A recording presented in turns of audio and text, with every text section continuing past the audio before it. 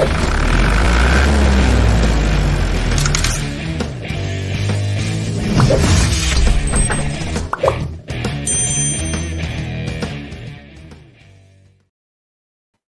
yo, we are back. We are back, or I am back at least. And we are waiting for David to get everybody over here for the rest of today's trial in the, let's see here, in the retrial of Austin Ford, Georgia versus Austin Ford. And I will, was in a bit of a rush because I had to grab a bite to eat as well. So it's sausage and mustard. Whew. And it's 4:05. Let's just see here. Yeah, David is still going, so I'll just pop in and say,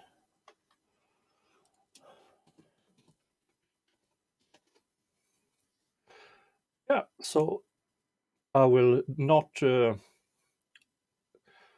anything. I will not start this the Law and Crimes live stream until we are ready for, because I know that Mr. Jeff from Legal Vices is ready. He redirected everybody to the Jody Aries stream, and now hopefully David will redirect here too as well. There's a few of you here, and yes, we are waiting for, let's just share screen.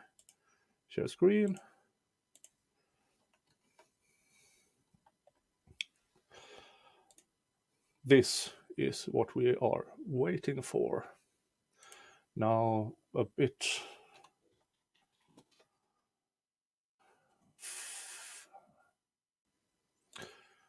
Do anybody know about the Moomin Trolls, a Finnish cartoon?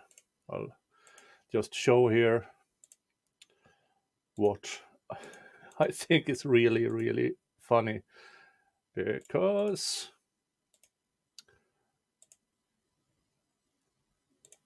yeah, this is what I see when I see that witness, and it's quite hilarious.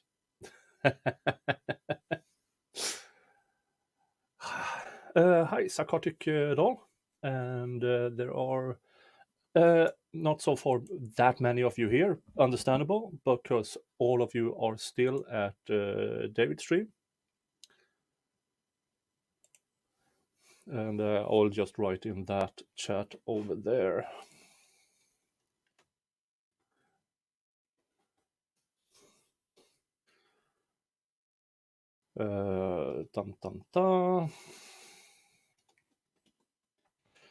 You watch the minutes of morning, then directly to afternoon.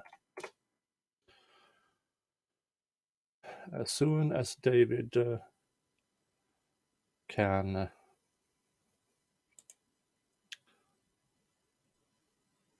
thank you. Yeah, hey Robin. Yeah, and StreamYard seems to be working, so I can show your so I can show everything, show your chats in the stream, which I couldn't in the last hour and a half on the morning session, and that was quite infuriating. It's almost like as if StreamYard and YouTube doesn't really communicate correctly, and that's a bit infuriating. And let's see, share screen. There. So this is what we are... Oh, yeah, it seems like we are back in track. And David managed to end that stream. Yeah, so David has his invitation. What's a little...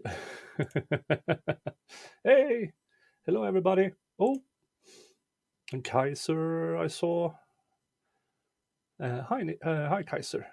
Daisy and Tweety and Great Success and Alan and Valhalla. Hey, yes, we are continuing with this morning's session, the final minutes.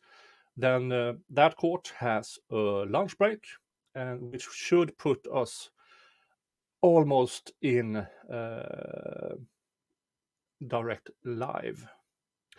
So we will see. Oh, Mrs. Helm is here. Hi, Mrs. Helm. Hey, nice. And yeah, so recap of this morning. The opening statements almost exactly as... Hello. Hello. Yeah, morning session was... The opening statements was almost verbatim the same from both parties. But the prosecution changed it up. They called a mother of the victim first, alleged victim. Which made the defense look extremely hostile because he was going at her just as strong, but he didn't have that warm-up witness like he did the first trial. Exactly. So yeah, and she did change her story on a testimony quite a bit, but this jury doesn't know that she changed her testimony from the first trial to this retrial, and that's a bit infuriating, knowing it and seeing that the defense had problems with it, because they probably didn't know she was going to change her testimony. And yeah, I have no idea about Recade's September 16th show. Yeah, victim identifies as... Oh, this is fun. Anybody knows about the Finnish cartoon The Moomin Trolls?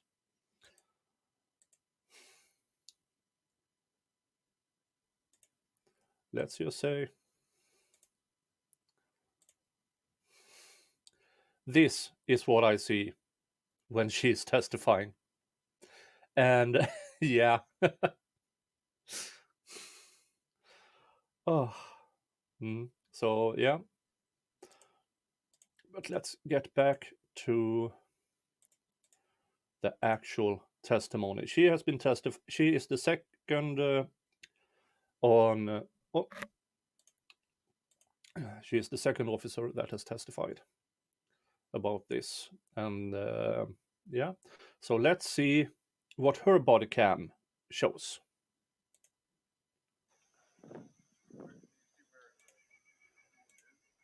I haven't taken the Jesus Christ. I wanted to wait. Yeah, white paper, shell casing.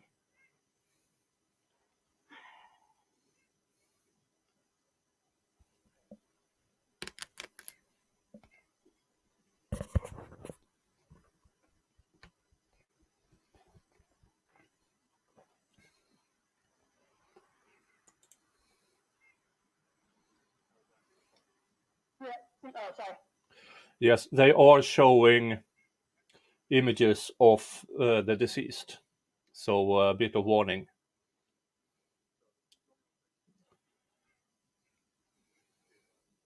I'm playing this in 1.25. Oh, second shell casing. Okay. We try to look for more, but we also want to find a light. No, you're good.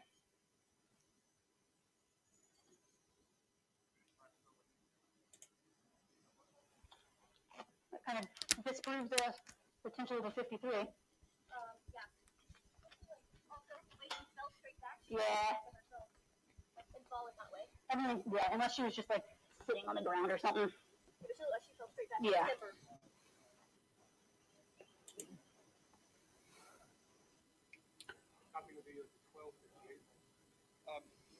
Sergeant, lastly, what is a victim? Suicide. And again, based on what you saw, So the first officer is saying homicide.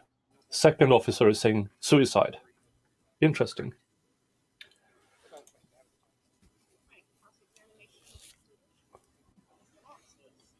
Oh, so we could have seen all of it. Yeah. Sergeant Lasky.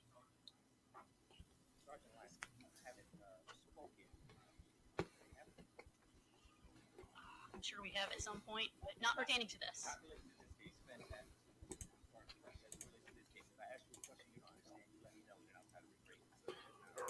Chat seems to be working good. Yeah. 2012, I started with the county. okay, so 2012 to 2021, I have 9 years. So did it feel like 9 years? Yeah, that sounds about right. I'm assuming that you went and got trained. Yes, sir. We hear everything that you're doing. The court is so quiet. Yeah, I know. It's, and I have it fully boosted. Say, I know that we had, I believe, 40, either 32 or 40 in the academy itself. And then I took an advanced crime scene class after that. Okay, how long was that class? I believe either another 32 or 40.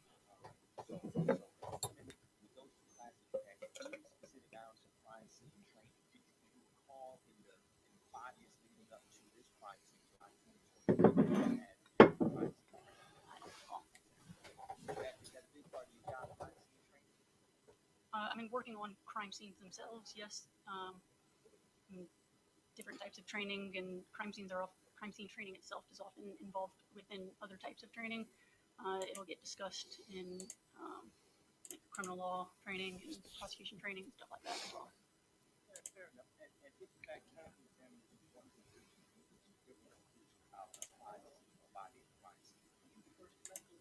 yes, sir.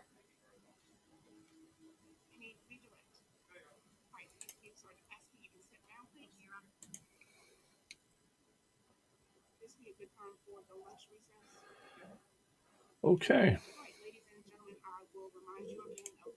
And we are an hour and 15 minutes behind. And it looks like we will be 12 minutes behind when we start again. Yeah, and that didn't tell us much. Just that it appears like even the officers had a difference in opinion. First one thought it was a homicide, and the second one thought it was a suicide. So, yeah. Ms. K. Grift, yes, they can use testimony from the prior trial to impeach these witnesses. They tried to, or they should have, I should say, with Mother, the first witness in this case, case 2. However, I believe there was probably some pretrial stuff that prevented it. So they're going to be very careful. But if the window is open and they're able to, they will absolutely, and they should, impeach the witness if the testimony is different. My microphone is at 40%. It shouldn't be hot. Oh, is my mic hot too? But it might also be that I'm pushing the microphone away. Maybe that improves. But since the court is so low, I think that StreamYard is adjusting for it. Yeah. They say your mic is hot as well. Yeah. I'll just try to sit back a bit.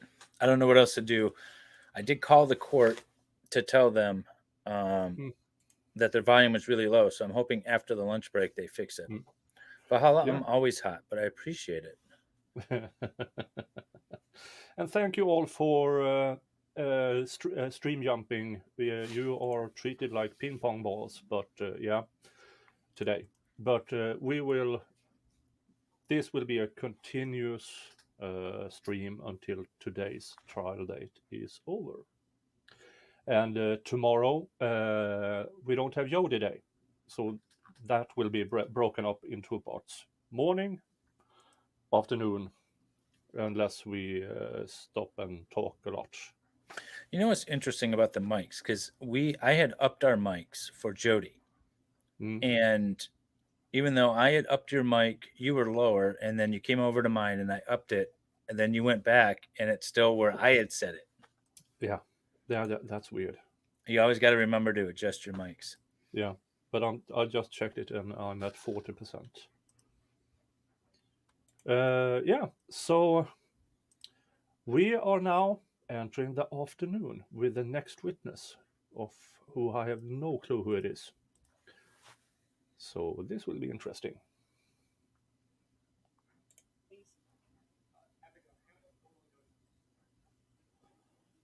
Now it is boosted, so I can't do much. So I can't wait to get my OAS software up and running for these streams, because I could always boost it so much more than YouTube will allow. Yeah. I do have to jump off in a bit, though. So I'm going to watch from the chat, because I do have to get some work done.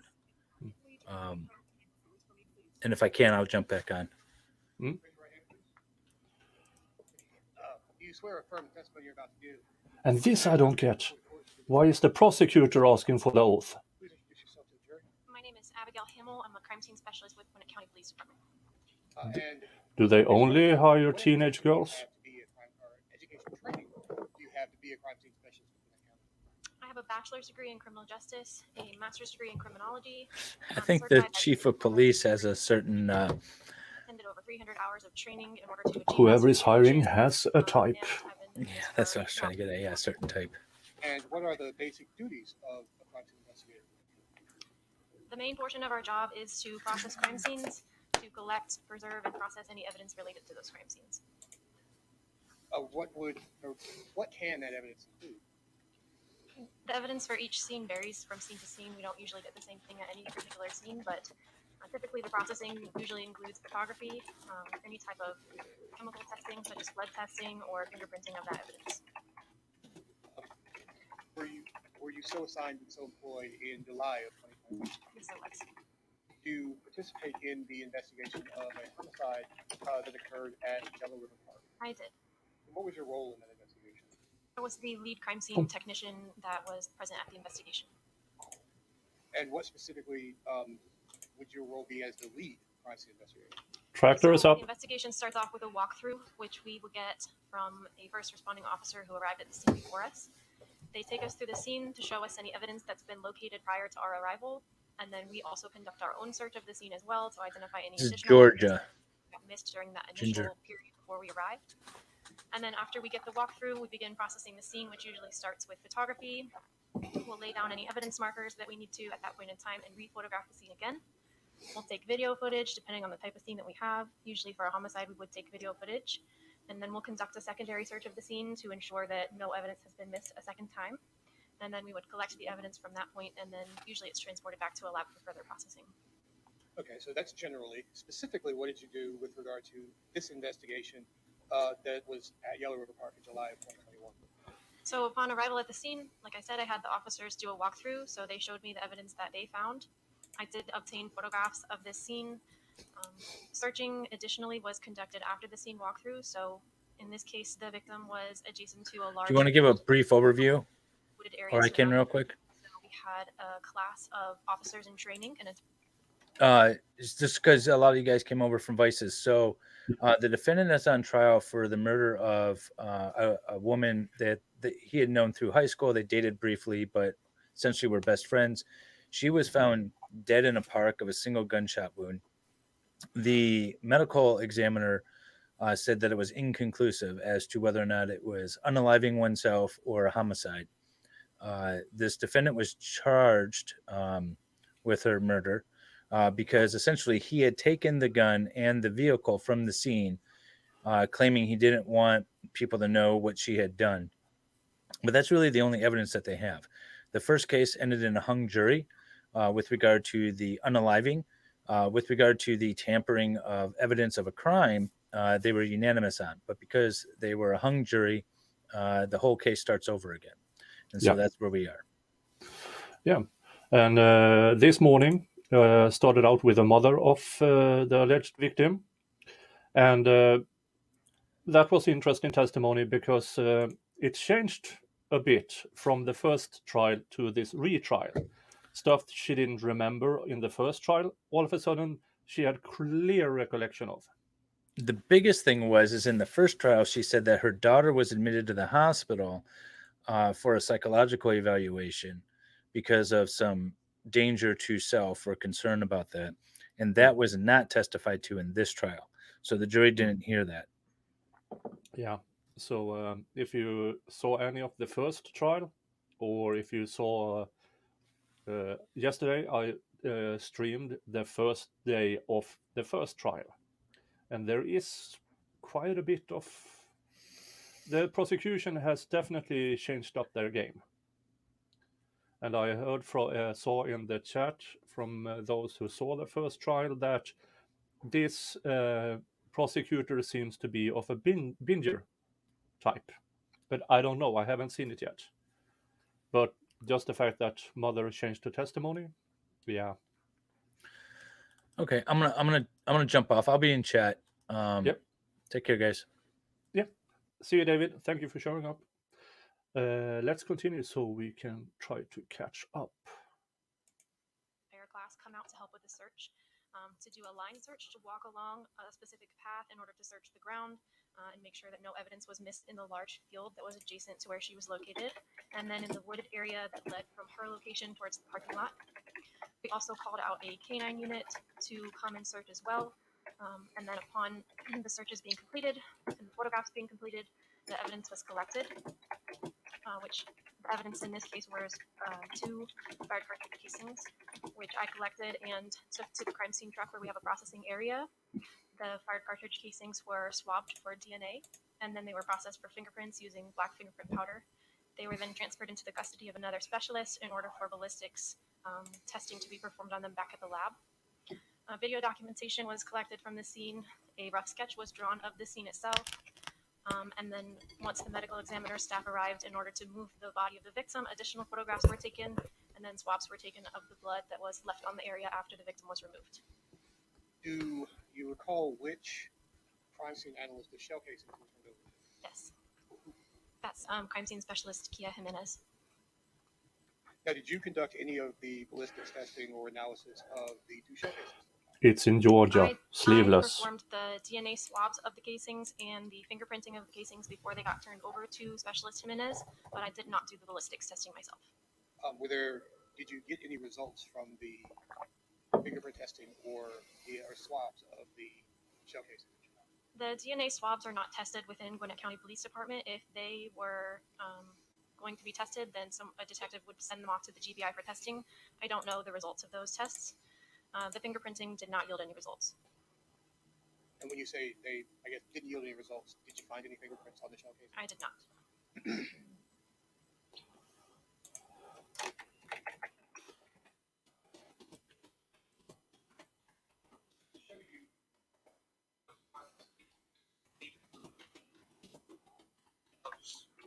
Here's a photograph starting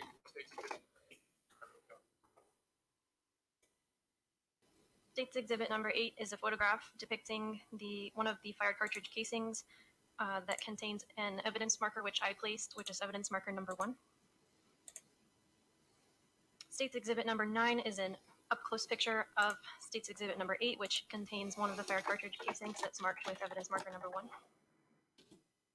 State's Exhibit number 10 is the other of the 2 fired cartridge casings, which is marked with evidence marker number 2. Exhibit 11 is a photograph of the body of the victim standing from the angle of her right foot. It shows her entire body and also the ground surrounding that area.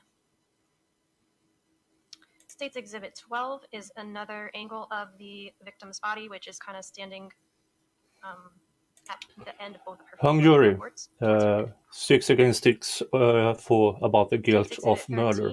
Is a photograph showing the victim's right hand It also depicts her hair and some biological fluids on the ground near her head. State's Exhibit 14 still shows the victim's right hand, but it also shows a image of more of her hair, the blood on the ground near her head, and then more of her head in that picture. State's Exhibit 15 is more of an up-close 90-degree shot of the upper torso and head of the victim, and it also depicts a portion of her hair as well.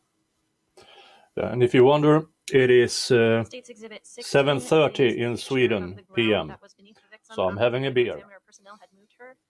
It also shows the blood that was left on the ground after she had been moved. State's Exhibit 17 is a wider shot of the crime scene prior to the victim being moved. The evidence markers have been placed to show the location of the fire cartridge casings at this point in time, and the picture also shows the screens that we use for privacy purposes. Oh yeah, I still owe 18 3 shots shows, from yesterday the overall and crime this scene morning. prior to the evidence markers being laid. You can still note the location of the fire cartridge casings by small pieces of paper that were placed prior to my arrival. It also contains the body of the victim as well. State's Exhibit 19 is another image that shows the overall layout of the scene, including evidence markers marking the fire cartridge casings, and this is from the point of view of beyond the victim's feet. Are one of those a true and accurate depiction of what she described? Yes, they are. Any of them appear to have been altered in any way? No, they do not. Your Honor, the state would tender States Exhibits 8 through 19. States 8 through 19 are then admitted without objection. Yeah, chat. You have to tell Brandon when he shows up that I'm working on it.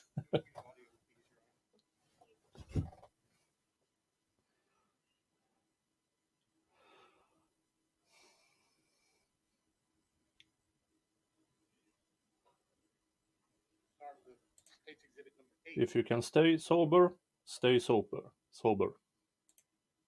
Exhibit number 8. I realize you described it, but can you just point out for the jury what is significant and what is States Exhibit number 8? You're gonna have to keep your voice up if you step away from the microphone. That's fine. So this right here would be the fire cartridge casing. That evidence marker number 1 is labeling. This white piece of paper was laid prior to my arrival by first responding officers just for ease of administrative, but I placed the evidence marker in all the photographs. She is a forensics examiner, I believe.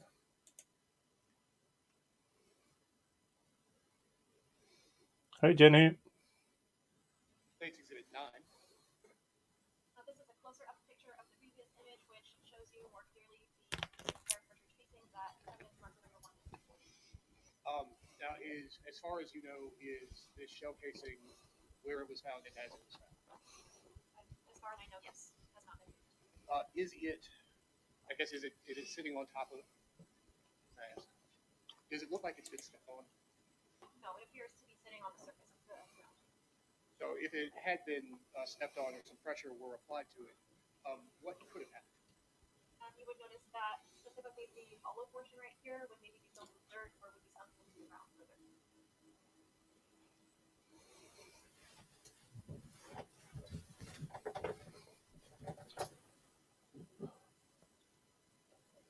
This is States Exhibit 10. This is the second of the 2 fire cartridge casings I have labeled with evidence marker number 2. Also had a piece of white film prior to my arrival. And does the shell casing in States Exhibit number 10 appear to have been stepped on? Oh, it is not. And how can you tell that? The hollow portion right here does not appear to have any dirt in it. It appears to be filled.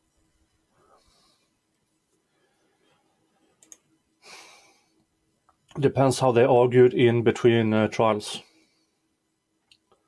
And I don't have that information if there was a hearing. Exhibit 11. This image is depicting the body of the victim, as I described before, kind of off from her right foot. It shows her in the position that she was in when I arrived on scene. From my knowledge, she hasn't been manipulated or moved at all at this point.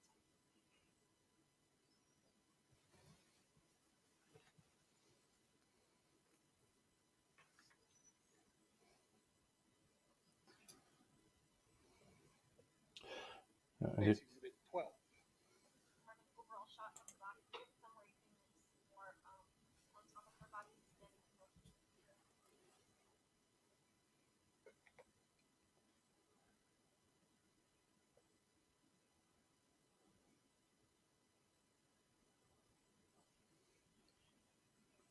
State's Exhibit 13. This image is depicting the right hand of the victim.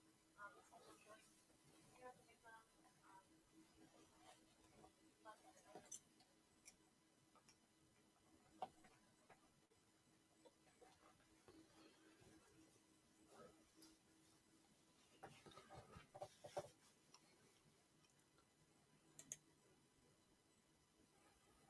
State's Exhibit 15. It is showing more of a 90-degree shot of the victim from the torso to the top of her head.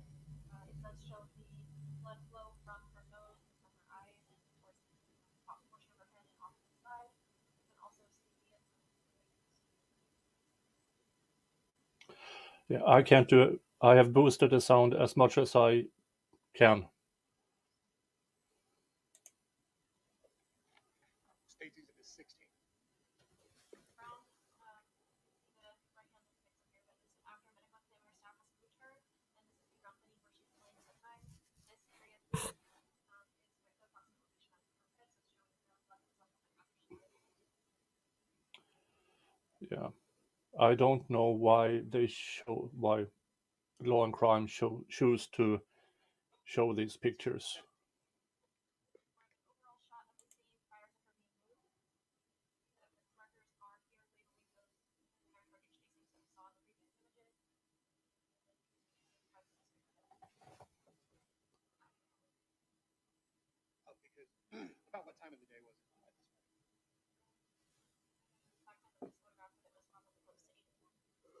So had the sun come up, and were there, I guess, people coming into the park to do park activities?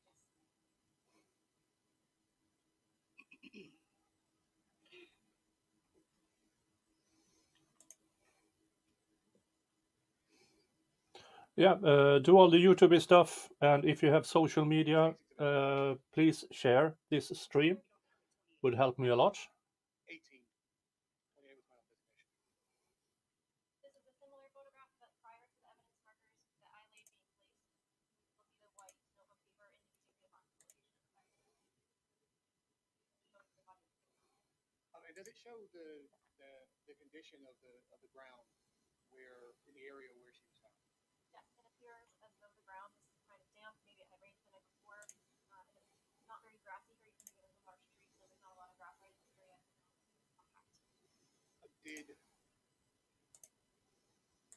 Were there a lot of footprints present? There were not. Now, as this photograph was taken after officers had been on the scene, marked shell casings, and erected small barricades, were even officers' footprints? Were those present? Yeah, Mrs. Griff, YouTube, sometimes the chat gives up, and YouTube and StreamYard doesn't speak very good together, so there are some issues, but hopefully they will solve it. Sound, I can't do anything about it. I have it boosted as much as I possibly can, and I lowered my microphone to 40%, but this is as good as it gets.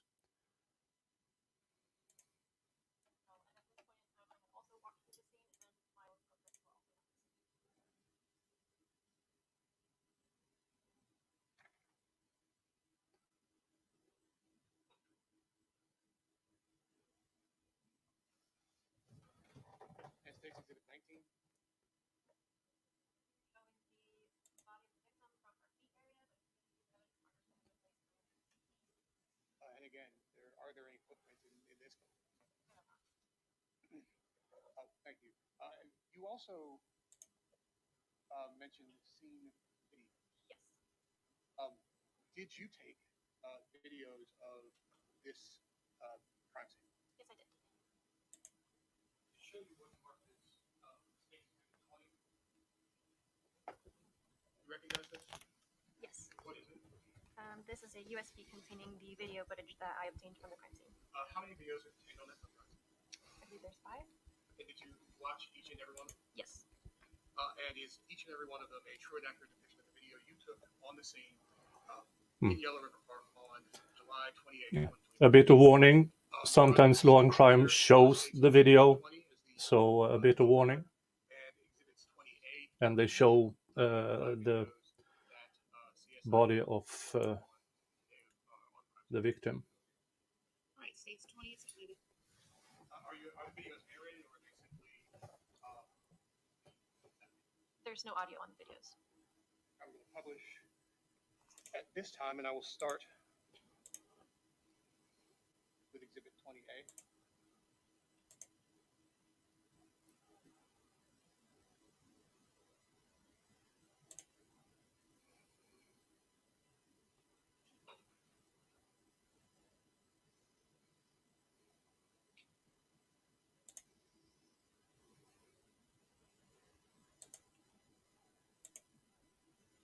If you could just tell the jury what we're looking at. So this is a little bit further away from the actual scene, kind of showing how the scene appears as we walk towards the scene. You can tell that we're outside of the main Okay. barrier of crime scene tape at this point. Making it a bit smaller because I don't know why Law and Crime chooses to show that. And I'm pausing it at the 2-second mark. Are you able to see kind of how large the area of the park is around where Tori was found? Yes, so this would be the right here, and extending off in that direction would be the grassy field that I referred to early on, and then the immediate area where she was located is kind of right here. Law and Crime is definitely more thirsty for showing they can get away with it. I can't. So I'm in the risk of being yeeted if I'm not prepared.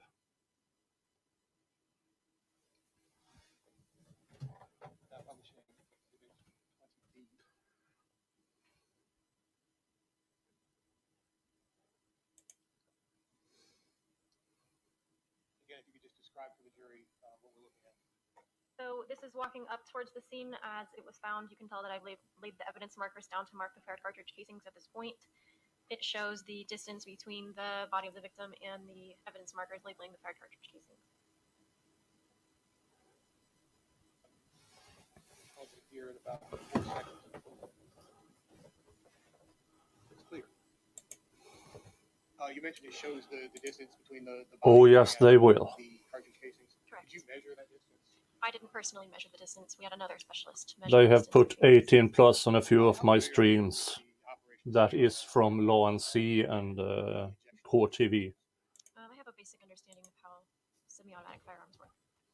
Does a semi-automatic firearm eject a cartridge casing when it's fired? It does. What happens to, or what can happen to a shell casing after it is ejected from a semi-automatic firearm? Shell casings can be, typically with a right-handed firearm, shell casings will be ejected out the right side of the gun. They can go any number of direction, any number of ways depending on the type of gun, the mechanisms of the individual shooter. There's really no consistency as to where they will go or how they will land. Remember this testimony in every other trial you have watched. In many of the trials, there's a tool mark guy or a gun guy who will say, no, it can eject in that and it will be specifically in that area and we can calculate this and that. This one says it can go more or less anywhere after the ejection of the shell casing. That's the inconsistency in testimony about guns that makes me always say tool marks and stuff like that is junk science because it's not falsifiable and it's not reliable, because as you hear here, different testimony about shell casing and how they eject from a gun. They can bounce or roll or do any number of things depending on the weather, the shooter, any number of factors that vary person to person. And is that why you personally did not measure the distance between, or where the distance is related to the shell casings? In my training and experience, the distance between the shell casings and any other items of evidence isn't something that we typically would measure because we don't consider it pertinent information to have regarding a crime scene. But I didn't personally measure these because I knew that digital imaging would be taken, which could later provide the measurements if needed.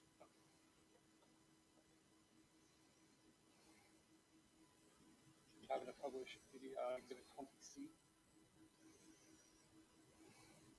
Yeah, one issue is that the prosecution is walking around and talking, so it's fading in and out. So this is showing an up-close shot of the fire cartridge casing labeled with evidence marker number 1. And then we're moving on to the fire cartridge casing labeled with evidence marker number 2. I can... Now my mic is on 50%. Sometimes if I lower my mic, it adjusts the stream. And this is showing just video documentation of the body of the victim prior to her being moved or manipulated in any way.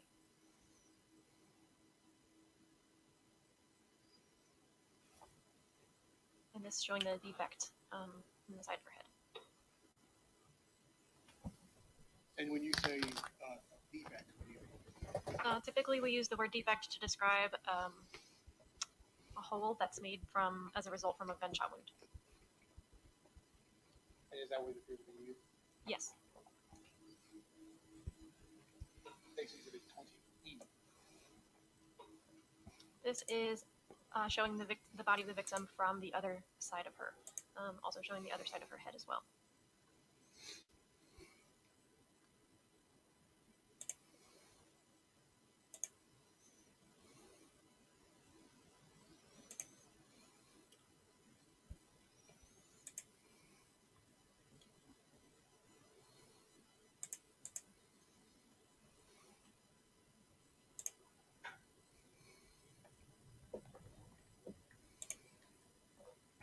To show you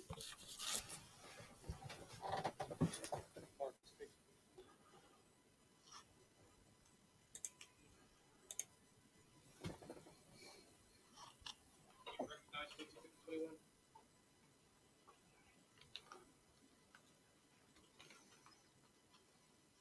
Yes, I do. How do you recognize Exhibit 21? These are the fire cartridge casings that I collected from the crime scene. And how do you know that these are the fire cartridge casings that you collected from this crime scene? They contain the original packaging, which I taped and initialed, each individually and also both together. And are they in the same or substantially the same condition as when you collected them in packaging? Other than the fact that they've been removed from their packaging, yes. You gotta stay with 10%. All right, 21 is admitted without objection. That's all the questions I have for Investigator Hamilton. Okay, nothing strange here with that testimony. She's just saying what she saw and what she marked. All right, so they both sides can access them.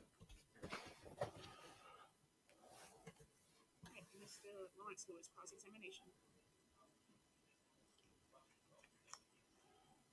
Talking to the microphone, for frick's sake. Specialist investigator. Fantastic.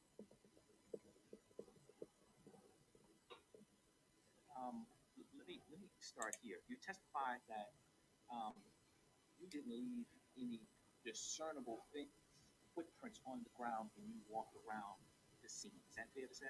Yes. Okay, so when I hear you say that, I think that the ground was hard. Is that a fair characterization? The ground was hard such that you couldn't leave any footprints? It seemed to be fairly compact, yes. Okay, and is it fair to say that fire cartridge casings can bounce on hard ground?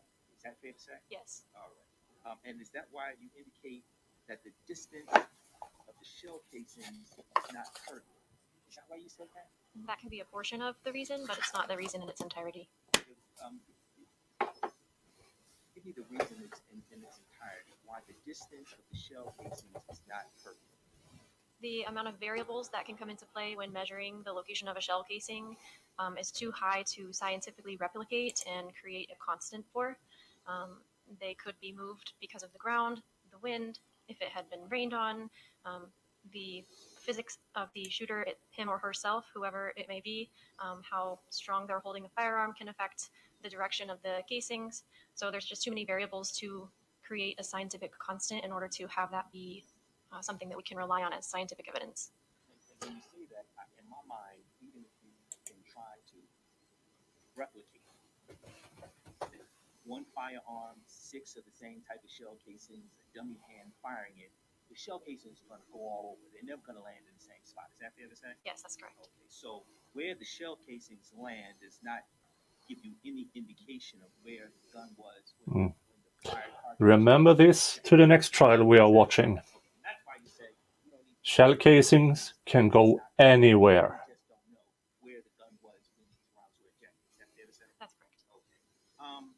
Oh, yeah, I will clip this. Were recovered, is that right? Yes, sir. And they appear to be the same. And it's free for anybody to clip. On each of the separate fire cartridge casings in order to try to get fingerprints. Yes, I did. And in doing that, you were unable to pull through fingerprints of value. Is that fair to say? That's correct. We have the pictures of sort of where the rounds are. The round that's closest to the body is about how far away from the body? If I can refer. Good morning, Corn Pope. Good to see you.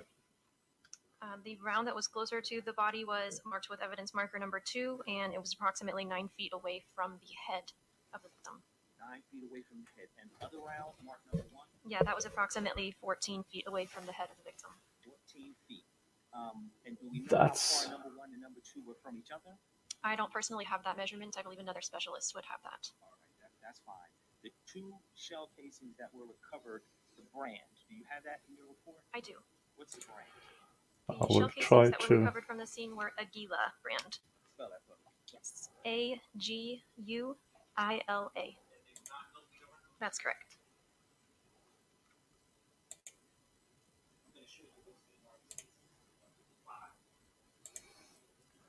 We are currently 13 minutes behind. I should suggest that they're bullets or shell casings, but they appear to be ammunition. That appears to be ammunition. Is that right? Yes, that's correct. There, I will try to go over to another window and see if it makes a difference.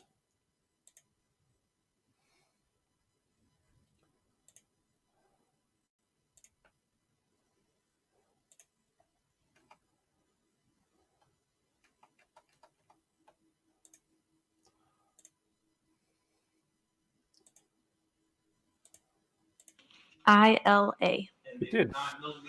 That's correct. A little bit. Let's see if we can hold it there. No. Talking to the microphone.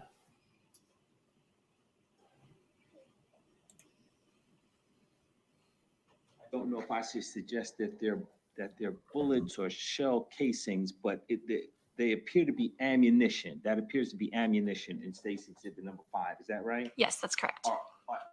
Are those rounds labeled the same thing? Do they appear to be the same brand?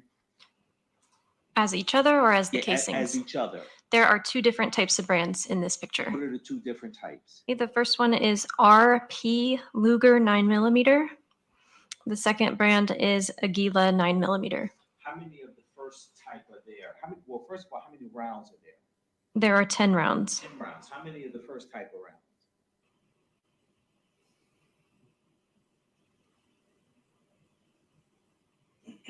There are 6 of the first type. So I assume then that 4 are the Aguila 9mm. Is that right? That's correct. And that appears, those 4 rounds appear to be the same type of rounds as the shell casings that you recovered. Is that right? They do. Thank you very much. No further questions. Thank you, Judge. Correct.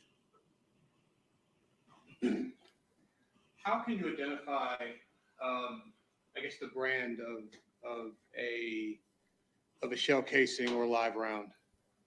The head stamp, which is the flat portion at the back of the ammo or of the casing, will have a brand and typically also a number, which will indicate the millimeter or the caliber of ammunition. I will speed up to 1.25 so we Is this common amongst the manufacturers of ammunition? Yes.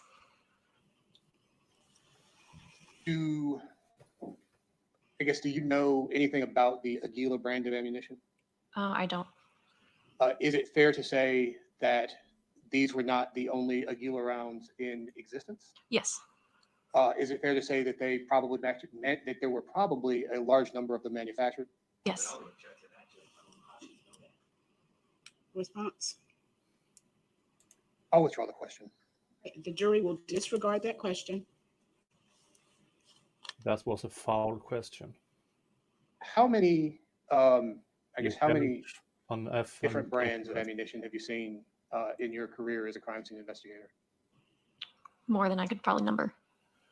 Do you often see, I guess, the same brands or multiple brands? Let me think. Hold on, I'll withdraw that question.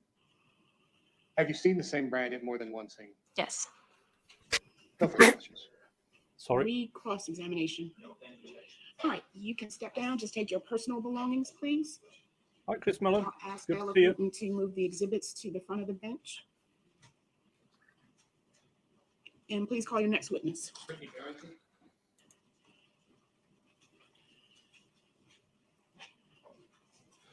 But apparently, David's call to the court did not improve sound.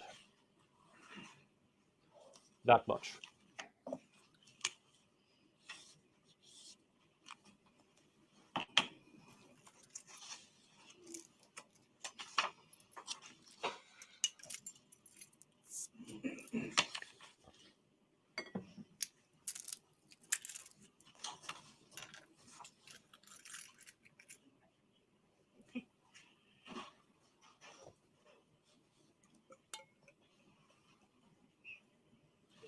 I think she's trying to get your attention, one of the bailiffs.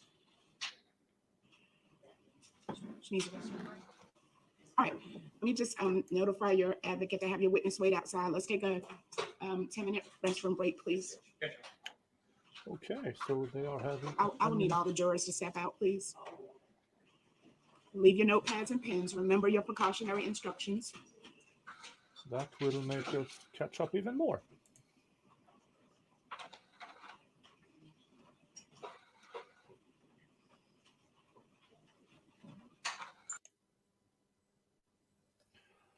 Okay.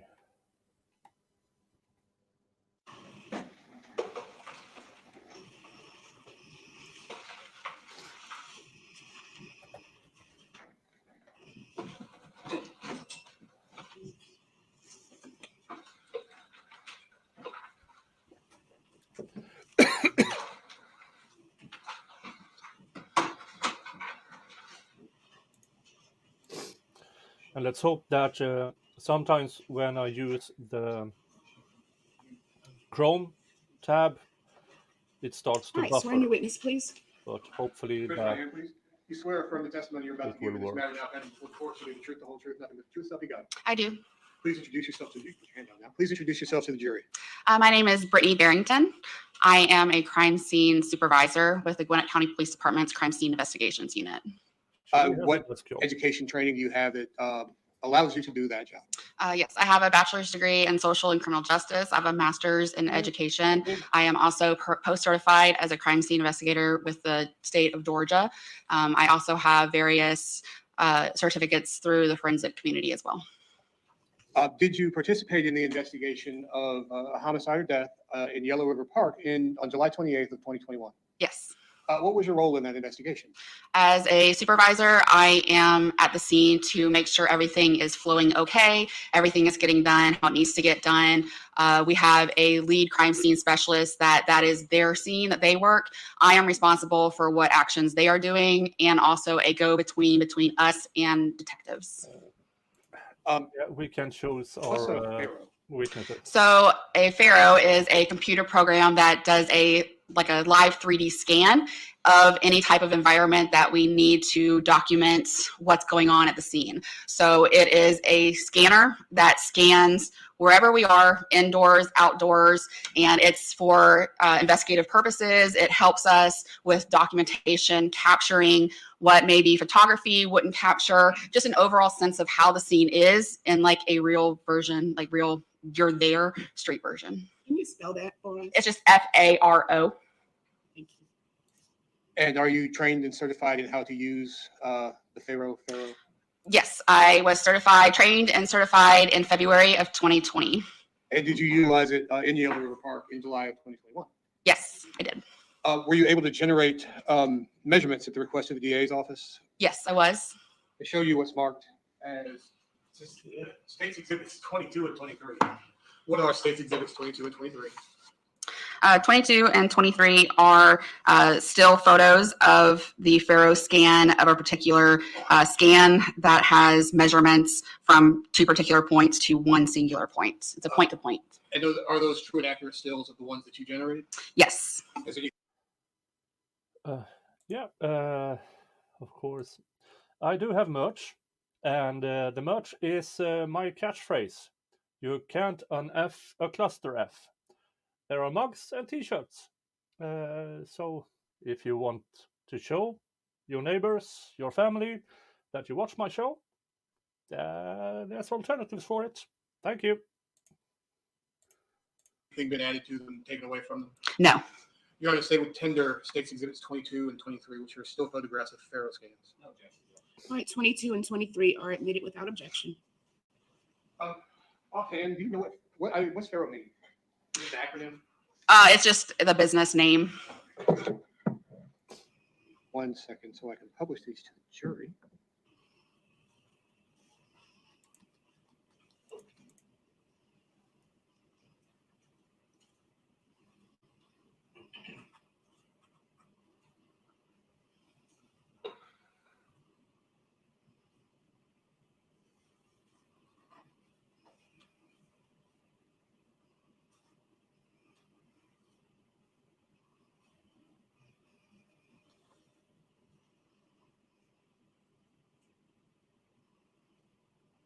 Publishing States Exhibit 22. Can you describe what we're looking at in States Exhibit 22? Yes. So This what you're viewing is one of the scans that was completed on scene. So in order to accurately depict what the scene looks like using Pharaoh, there's different scan points that you need to get like a 360 view, make sure that everything is captured that's needed. This is one of those scan locations. And what you're looking at is evidence marker 1 and evidence marker 2 and the decedent. And you're looking also at the measurements, the point to point from evidence marker 1 to the center of the decedent's forehead, and evidence marker 2 also at the same point of the center of the forehead. Thank you. No questions asked. Examination.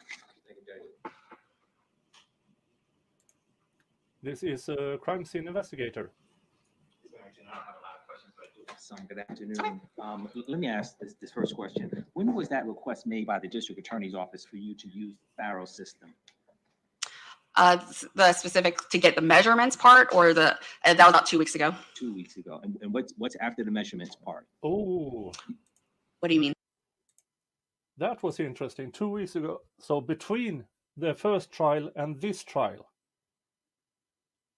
That's interesting. Huh. You indicated to get the measurements part. Is there a different process with Pharaoh after the measurements part? No. Okay, so 2 weeks ago, a request was made for you to get the distance between where the blood pool is, where the decedent's head is, and where the rounds are. Is that right? The only request that I was given was for the 2 casings to the head. 2 casings to the head. You weren't given the request for the distance of the casings from one another. Is that right? That's right. And how often do you use the Pharaoh system in a homicide case? For Pharaoh, we use it for every homicide case. Every homicide case. Does that mean that you produce those type of photos with the measurements for every case, or is that something that information is taken but is not produced unless specifically requested? That's correct. We actually have a system that is accessible that you can do an actual live version of what measurements you specifically want. We provide that to whoever wants that so they can create their own measurements. But if they specifically request certain measurements, then we can go and do those measurements, do a print screen, and print it out for whoever is requesting it. Got it. Thank you very much, Ms. Barrington. Thank you, Judge. Any redirect? There you are. All right, thank you so much. Okay. You may step down. Thank you. Okay. That didn't do much for me. Call your And next for you witness, who please. are completely new, this is the retrial of Austin Ford. Last time it was a hung jury, split down the middle. 66 regarding if she ended herself or if he committed the crime of homicide. And the first witness today on the morning stream was the mother of the alleged victim. And what's interesting there is that she changed her testimony Good afternoon. quite If a you bit watch your step coming up, between trials. and if you will be seated comfortably in the chair and position yourselves But the jury yourself does not directly in know front of the she changed microphone her for me, please. testimony. Thank you. Raise your right hand. You swear or affirm the testimony you're about to give in this matter now pending before the court shall be the truth, the whole truth, nothing but the truth, so help you God. I do. Please introduce yourself to the jury. My name is Kia Jimenez, and I'm a crime scene investigator with Gwinnett County Police Department. And what training and education do you have that allows you to do this job? I have a Bachelor's of Arts and a Bachelor's of Science from the University of Georgia. I also have completed a 5-month on-the-job field training program that allows me to do all of the specifics related to crime scene. In addition to that, I do hold post-certification through the state of Georgia, non-sworn, as a crime scene technician. Do you have special training or knowledge as it relates to firearms? I do. In addition to the state mandated post training, we are given opportunities to train in other specializations. And I have taken shooting reconstruction courses. I apologize. Along with advanced shooting reconstruction, I am also trained through the ATF, the Department of Alcohol, Tobacco, and Firearms, to do triage and analysis of casings to do presumptive matches between casings that are fired from firearms. Have you ever been admitted as an expert in the state of Georgia as it relates to firearms and or the triage of shell casing or identification of shell casings? Yes, I have. How many times? At least twice. Your Honor, the state would tender CSI Jimenez as an expert in firearms and the identification of shell casings.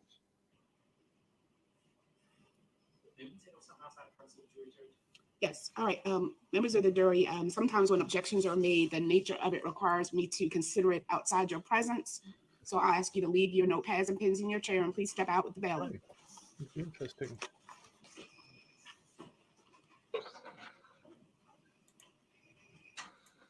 Yeah, cheers. I'm still 2 shots behind from yesterday and this morning from Let's Go Brandon, who makes $50 super chats. And yeah, that's just something I do. It's Yes, my let me have the witness little call the brief. witness stand, please. If you'll just wait outside. And if you really want to see me completely smashed, you go back a week and a half to my Chat-Faced for Charity stream. Yeah, let's go Mr. back Lawrence on Lewis, this. Hasn't shown I up will yet. hear from you on the state's motion It might to have have worked, her but I don't know. tendered as an expert in, repeat that for me again? Firearms and shell casing identification? Huh. Well, tell me now specifically how you're seeking to tender her. Shell casing, triage, and identification. Nothing with firearms. So firearms and triage. I thought you were asking me to clear up the last part. Firearms and shell casing, triage, and Okay, I'm not sure what that means. I'm not sure what it means either. Yes, Judge. sir. So that's what I mean. Listen, is she being presented as an expert to say shell casings come out of semi-automatic weapons? I don't have any objection to that. Is she going to identify that these shell casings were fired? I don't have any objection to that because there's a firing pin mark on the faceplate, the whatever it's called, I forget, the head stamp. So I'm not quite sure what she's going to testify to, but I couch it in this terms. 2 witnesses ago, One behind. the person with the master's degree said that this is a shell casings is not pertinent. Okay. Do you want to proffer her outside the presence of the jury? First of all, I don't know what it means to be an expert in shell casing, triage, and identification. So I'm going to need, I can clear that up. okay, through the witness. So let's bring the witness back in. Let me have Mr. Norris Lewis for the state Shell clarify casing triage. for the court more clearly how he seeks to tender the witness as an expert. And I'll let you, Mr. Lawrence Lewis, cross-examine her outside the presence of the jury. And then hopefully I will be prepared to rule. That's fine.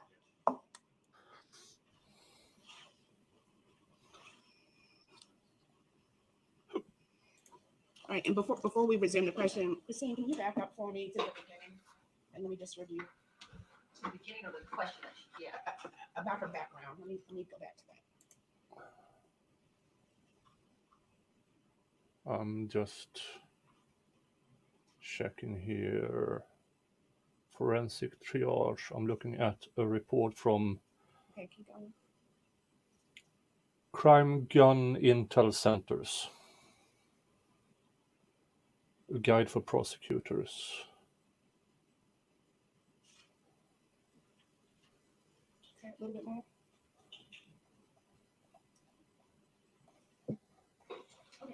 She remains under oath. Let me have you clarify for the court, please, through questioning of how you seek to tender her as an expert, Mr. Norris Lewis. You mentioned a firearms a course that you took in shell casing triage and identification given by ATF. What did they teach you in that class?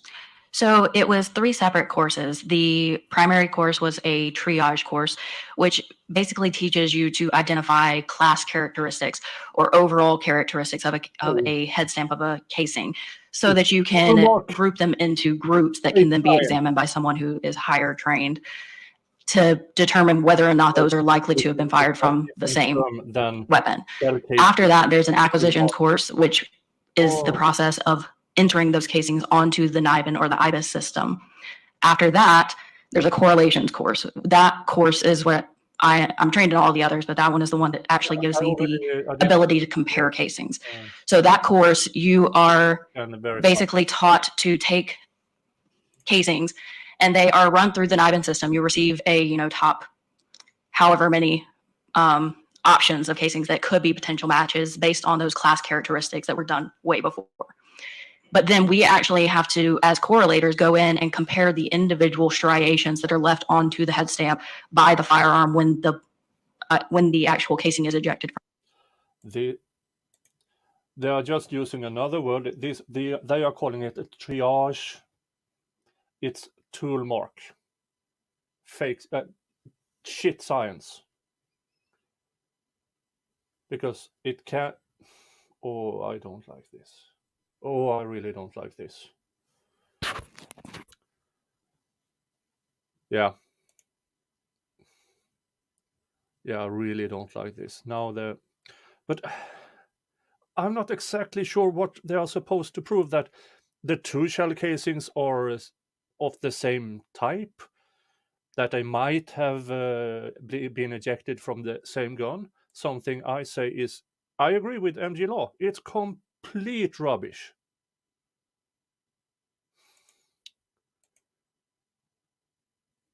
I really hope the Supreme Court throws down this completely, because it's not science. It's not science. From the gun, and we're comparing those and saying, like, are these actually going to be leads? Are they going to be related?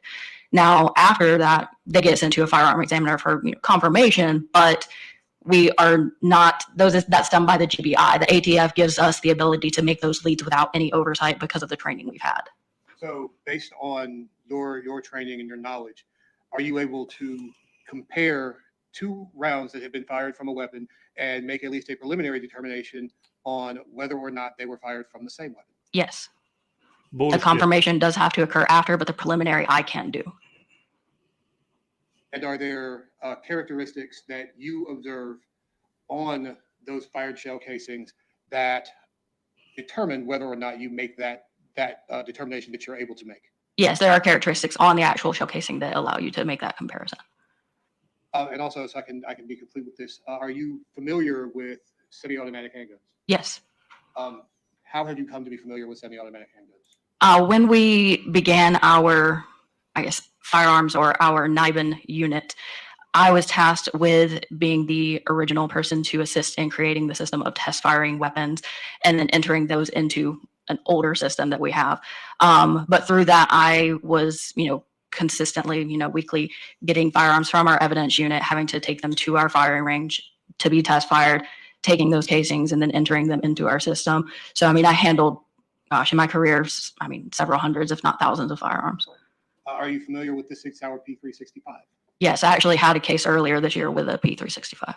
Have you had occasion to test fire a 6-hour P365? I believe so. I don't have the exact numbers, but yes, that firearm was test fired in January this year. Do you have any idea how many times it was test fired by you? I do not. I mean, we typically do 2 test fires, but I don't have the numbers in front of me, so I can't say exactly. Are you familiar with the type of fire, the type of mark the firing pin from a 6-hour P365 leaves, typically leaves on a shell casing? Typically, yes. I don't have any other questions at this time, Your Honor. Cross-examination by Lawrence Lewis. I don't have any cross-examination questions, Judge. And again, I didn't want to interrupt Mr. Lewis. If preliminarily what she's going to say is the same firearm fired both shell casings, I'll stipulate to that. But I think it's a little bit more than that as I sat and listened, and I think that she may be testifying as an expert as to this specific weapon being the likely weapon that fired both of the shell casings. As it relates to the same firearm firing both shell casings, I'll stipulate to that. But it seems like Why? she has some more, and I don't know that she needs to qualify as an expert to triage, but I don't have any objection to that. So let me make sure I understand your argument. So you are you withdrawing your objection to her being tendered as an expert as presented by the state? I don't even know if it came out as an objection. I asked to take up something outside the presence of the jury because I didn't even understand what I understand triage in a landing zone military type situation. I didn't understand what she was testifying to. I don't have any objection in terms of what has been proffered, her being an expert to testify as to what has been proffered she's going to testify to. I don't have any objection. All right, but what I don't want to do is bring the jury in and then she starts testifying to something that's not exactly what you think. So please proffer her so we can clarify that on any issue that you might object to. I don't see me objecting to any issue that sounds like one gun fired both of these shell casings. I don't see me objecting to anything involving her expert opinion as to the weapon that fired these shell casings being this P blah, blah, blah gun. Anything else is going to have to come in my mind after this moment. But at this moment, I don't foresee me asking her any questions that would require me to challenge her expertise as the prosecutor has offered it to the court to this point. Thank you, Judge. All right, I'll bring the jury in and I will have her so tendered as an expert as requested by the state. Are both sides ready? Yes, thank you. Yes, Your All right, let's bring the jury in. Jesus Christ. And I bet he's going to testify something that is really damaging.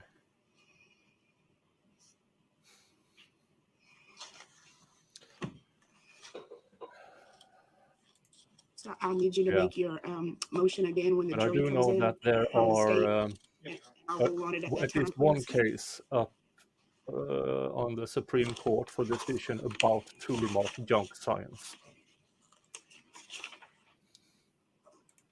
Yeah, I do know that there are cases, at least one, on Supreme Court consideration about toolmark junk science. Darn it, I hate it. It's crap science. If you want to know how much of crap science it is, check out Ian Runkle's stream or video about his toolmark guy testing. That's a really interesting. I really hope his test becomes standard. His test is you give these toolmark experts 10 bags with 20 cases or bullets, depending on what they are supposed to testify to. There can be 1 that is fired from the same gun, 5 that are, or 20 or none. And the toolmark expert, if they claim to be that expert, need to identify whatever number it is. And they won't, because it's a shit science.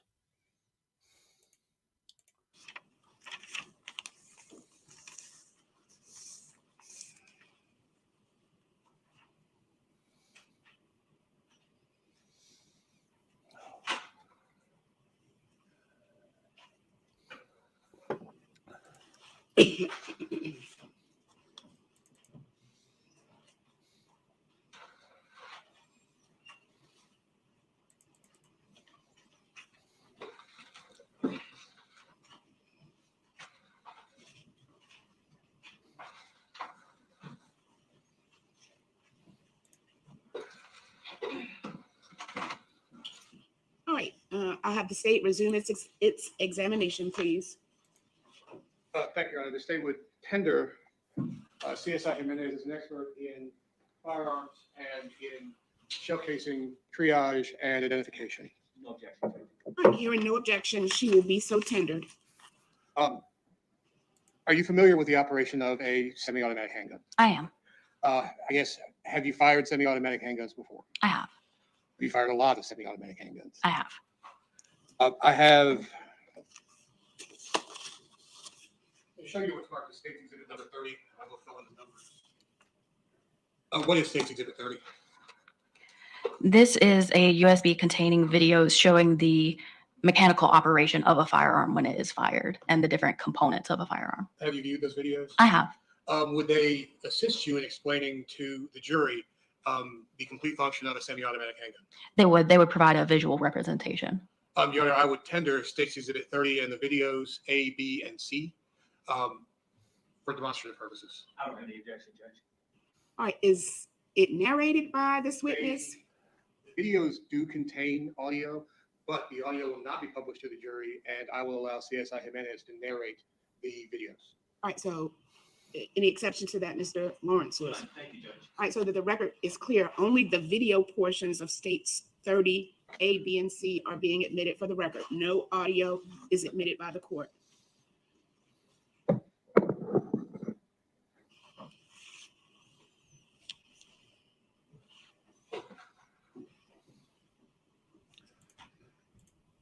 I think it is up to 10,000 at the moment. But if Roncall has a fundraiser for it, yeah, that amount of money can be really, really high. There's a pointer right in front of you. Yes. This is State's Exhibit 30A. Yes, the prosecution is Uncle Phil. And we Okay, so here we are just going to be going over some of the principal components of a firearm. So this is a semi-automatic handgun. The portion that's racked back to actually load the round into the chamber is called the slide. That's at the top of the firearm.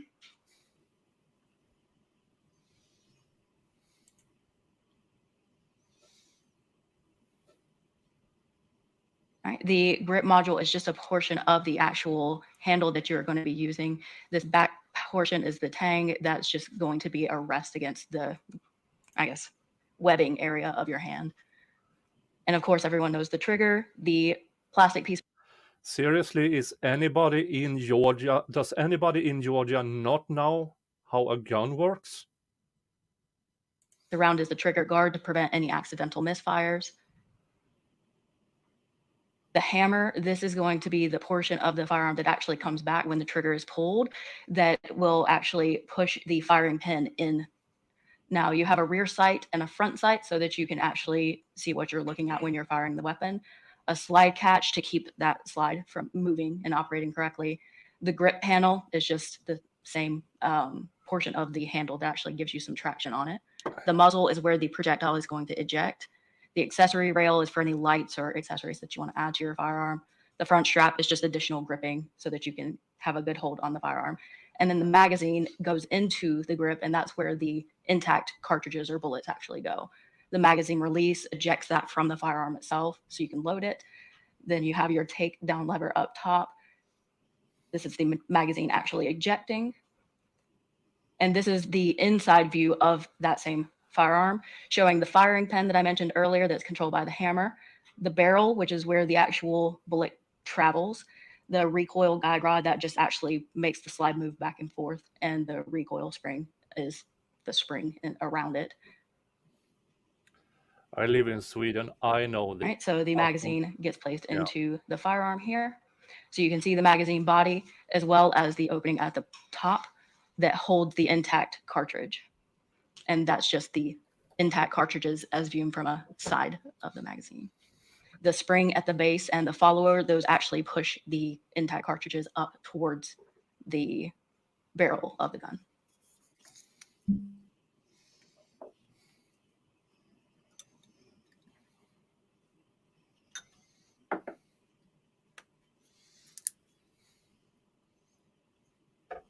State's Exhibit 30B. Now, this video is going to show basically what I just narrated, but that cycle of the projectile actually being fired.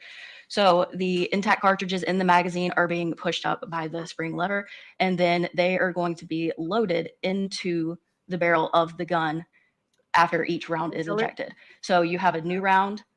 Actually, let's let this one finish.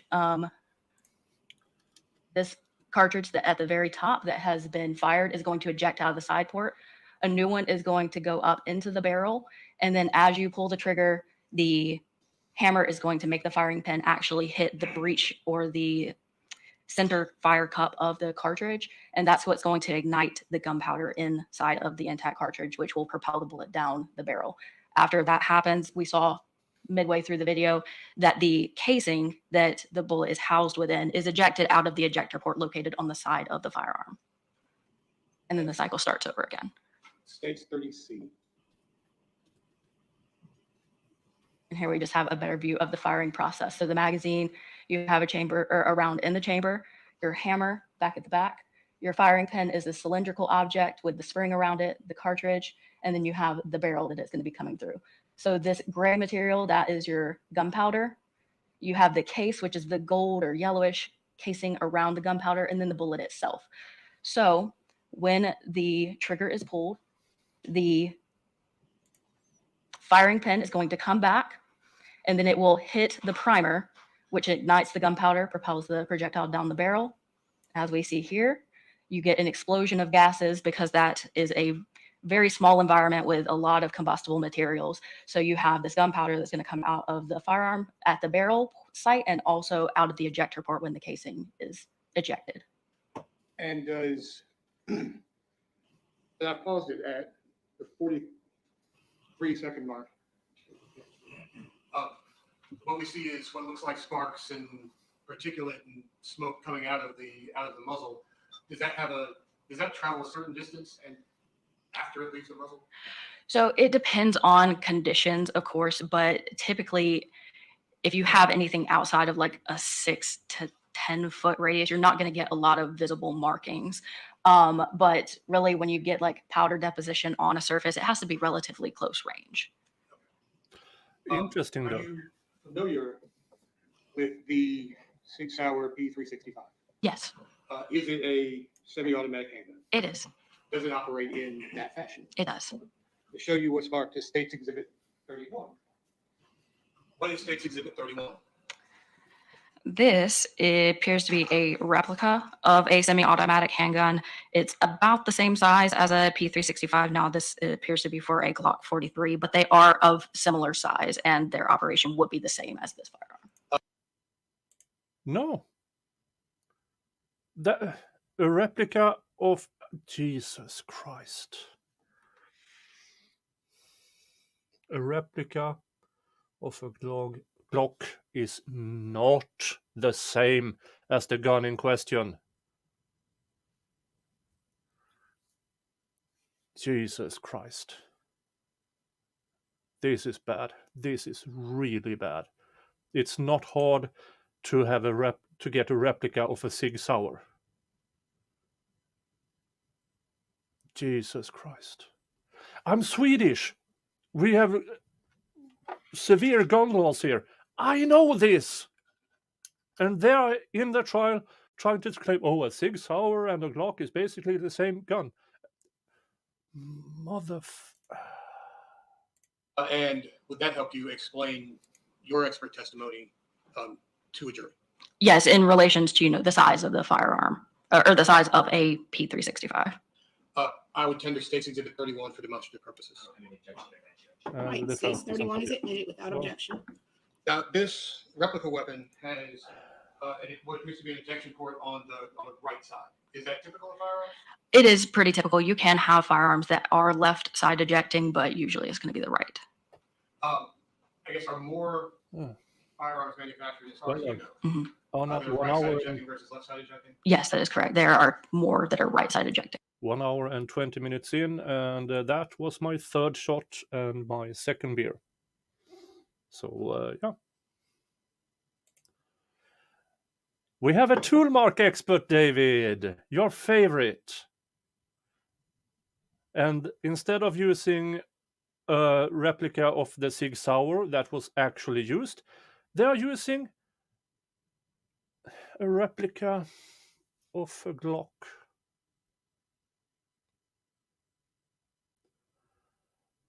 Oh. Well, David, you have the link. You are welcome back at any. Yeah. Oh, Jesus Christ. A couple more, a lot more. A lot more.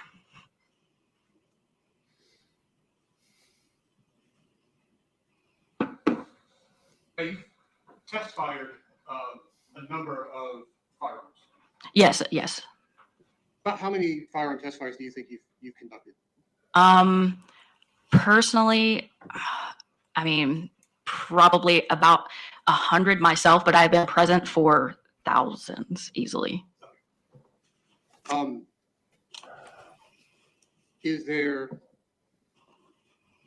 obviously each semi-automatic firearm ejects a cartridge casing? They should, yes. Well, unless there's a malfunction. Unless there's a malfunction, yes. Now describe what a malfunction means in the firing process of the semi-automatic handgun. So you can have a malfunction where the barrel itself or where the slide doesn't completely rack back, and you might get, a stovepipe, like say if you... What does that have anything to do with this case? Jesus Christ. were to grab the slide while it's actively being fired, you could have the casing get stuck into the barrel so it doesn't fully eject. You may also just have some that don't eject because of the way that you handled it. But most of the time they should eject properly. Damage can contribute to a malfunction. And is there a way to get that shell casing out if there is a malfunction? Oftentimes, yes. But sometimes no? But sometimes no. Without taking the entire firearm apart. Fair. I guess let's circle back to July 28th, 2021. Did you directly participate in the investigation of a homicide that occurred in Yellow River Park on the previous day? I did. What was your role in that investigation? I was contacted by the supervisor on scene, Supervisor Brittany Barrington, and was requested to come to the scene to recover or to retrieve those fired cartridge casings that had been located by Specialist Musey or Hamill, and to take those back to our unit to be uploaded into our system for a comparison against each other. Did you collect those shell casings from Musey? I did. To show you what's marked as States Exhibit 21. What is States Exhibit 21? This is the package, and if I can see these. Yes, these are the two casings that I received at the scene from Specialist Musey. And how do you know? Well, we have a pretty thorough chain of custody also. So it has a placard showing the case number where they were collected, but also just visually looking at them, they are the same mark, the same caliber, same color as the cartridges that I actually looked at. And I will now show you States Exhibit 24 through 29. You recognize States Exhibits 24 through 29. Could you just describe each one for the jury? Okay. I recognize the item in them, but the photographs are not mine. I believe these belong to Specialist Musey. But are they, what is the item in them? The item in them is going to be the two cartridge casings that I recovered from her at the scene. In fact, I can see the truck's lab bench in the background. And so this is going to be photographs of the two Aguila 9mm fired cartridge casings that I collected and entered. Are they accurate depictions of the shell casings that were turned over to you and that are physically present in States Exhibit 21? They are. Your Honor, State would tender States Exhibits 24 through 29, a series of photographs of the aforementioned shell casings in States Exhibit 21. No objection. All right, 24 through 29 are admitted without objection. Defense doesn't object, so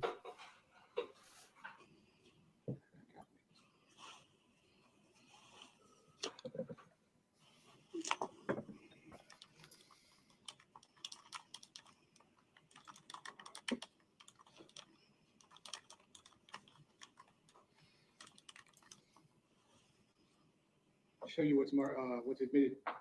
At States Exhibit 24. What is States Exhibit 24? This is a photograph of one of the two 9mm shell casings that we were discussing previously, along with a note in Specialist Musey's handwriting, just designating this as evidence marker number 1. So it's typical in CSI's lab amongst the analysts, investigators. Mhm. You have no concern. Specialist. That's not. Amongst the specialists, it's common to EN is evidence marker and 1 is obviously 1. That is correct. And That's the time that 09, was 29 recovered. hours, That's time correct. was collected. Well, a reminder, do all the YouTube things. Like the stream, subscribe if you're not subscribed. Share this stream on social media. And if you like it enough, become a member. It's $3 a month. And you get members-only content on my channel and access to the Discord. And if you choose to make a super chat, I will not argue against it. But don't spend money you don't have. Just don't. End of YouTube things.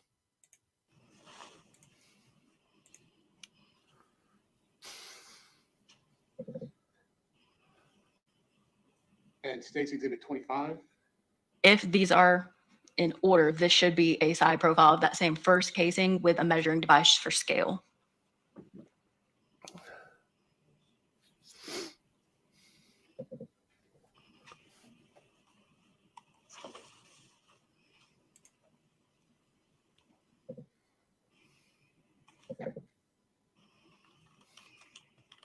State's Exhibit 26. And this is going to be a top-down photograph of the head stamp showing that one of the two casings as a Gila 9mm. Yesterday, $50 for a shot.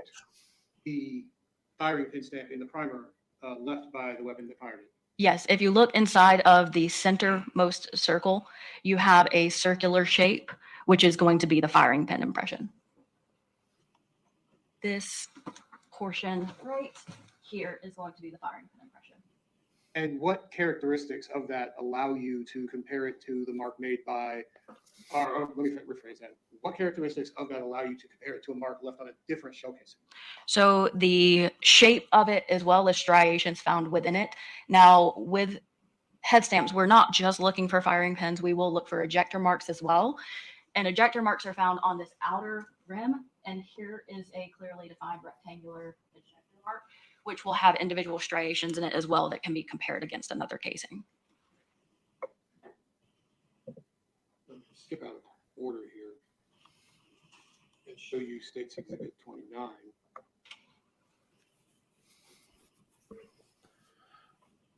What is State's, or describe for the jury what's in State's Exhibit 29.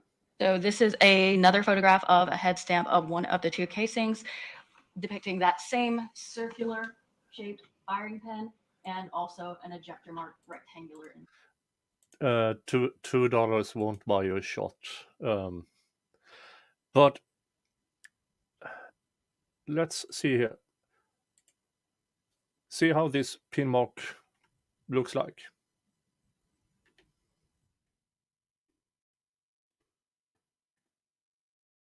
That's not the same marks.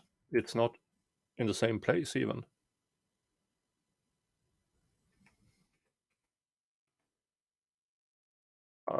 And if she says it, then she's a freaking liar.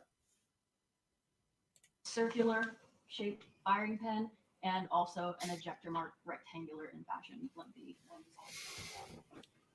And in your opinion, based on your knowledge, training, and experience, can you tell whether or not these marks were left by the same weapon? Oh,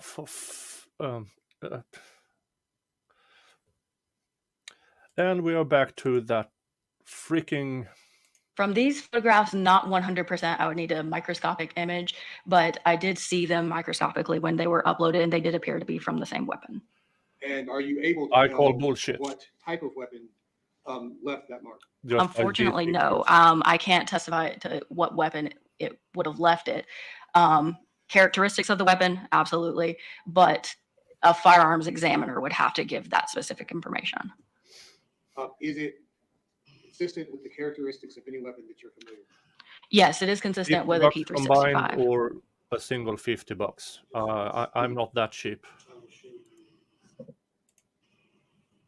State's Exhibit 27. What? Describe for the jury what that is. This is a photograph that was taken by Specialist Musi of the second fire cartridge casing with evidence marker number 2 written beside.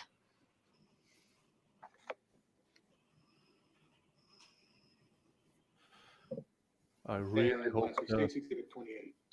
And this is going to I really hope the jury will look at those 2 pictures, because in my opinion, those weren't. Now it could be different shadowings and stuff like that, but just by those 2 pictures, I don't think those look the same, in my opinion. Fan Appreciation Day? What? This is so fun. The chat is having a completely different discussion than what we are looking at, but hey, I don't mind. be another photograph.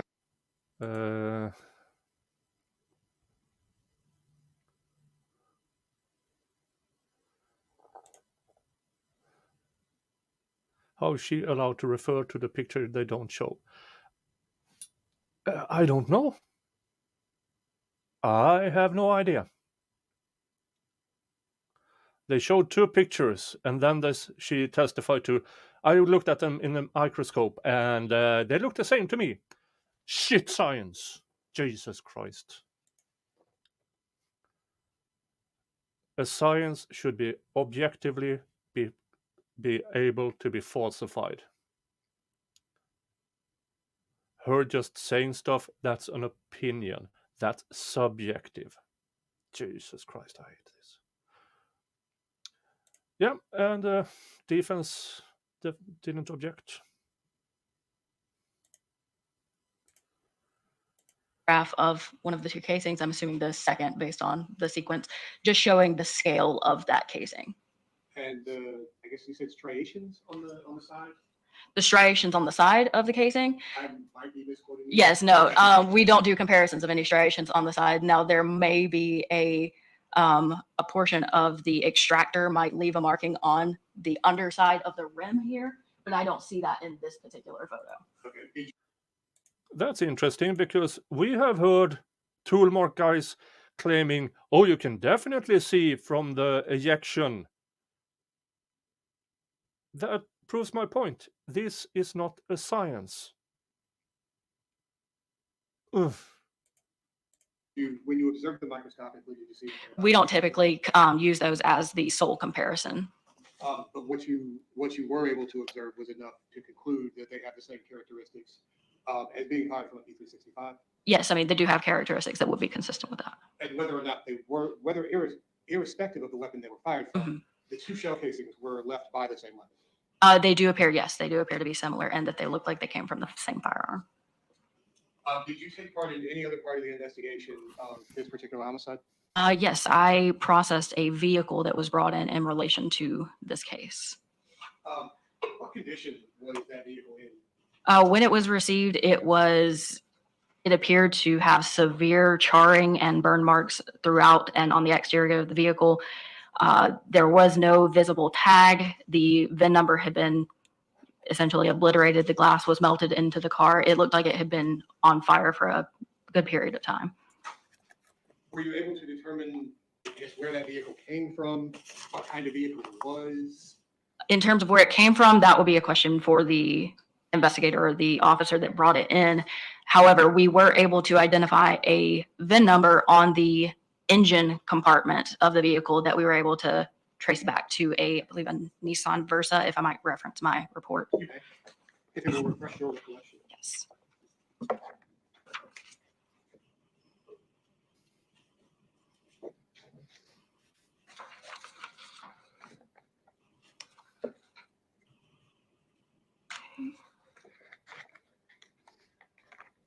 That was actually part of the detective's report, but it was a 4-door hatchback, and we were able to run the VIN numbers, but the actual make and model can be verified with the detective if necessary.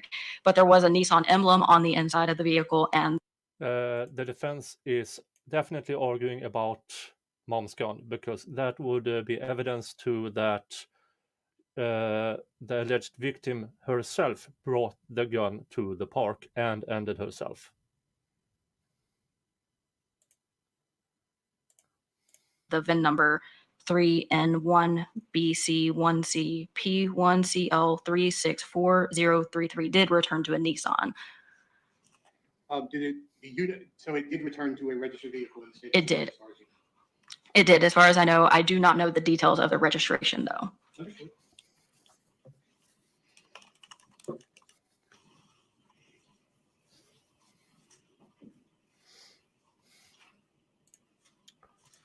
Yeah, apparently she is qualified as an expert in toolmark stuff, but she also does everything else, apparently. Yeah.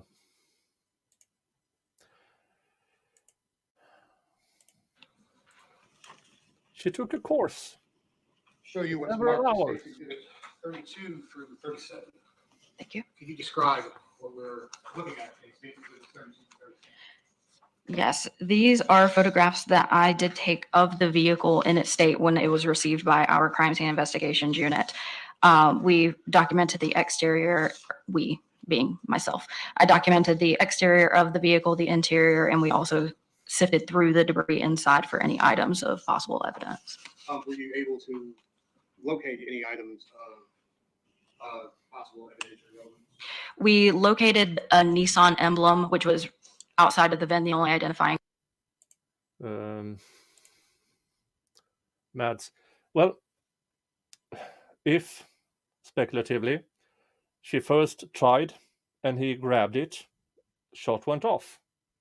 He put away the gun, she grabbed it, and then maybe speculatively. Information that we had at the time. We located that amongst the ash and debris in the floorboard in the front console area. We also located an aerosol can and a, I believe, red colored coffee cup that were underneath the seats.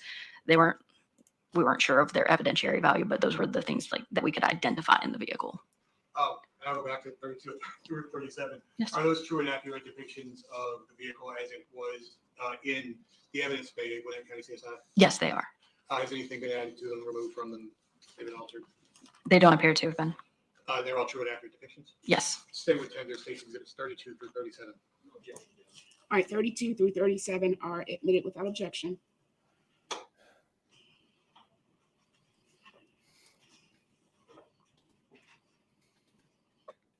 Show you what's marked as, or admitted as. Are you asking to publish? I am, Your Honor, I'm sorry. You may publish. Publishing State's Exhibit 32, which has been admitted.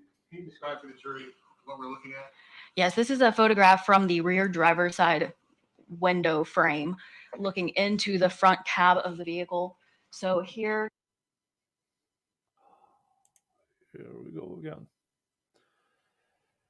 I don't know why this happens with Google Chrome, because you can see it is buffered, but it still buffers, and I don't know why. you are going to see what is left of the front driver's seat, front passenger seat, and then the dashboard. Because I don't want to go back to the other to Microsoft Edge, because the sound is worse on that one. Yeah, but if I use Edge, the sound is worse. So it's damned if I do, damned if I don't. Components of the vehicle as well as the insides of the door. You can see that the glass has been melted into the car, and most of the upholstery has been basically burnt to ash.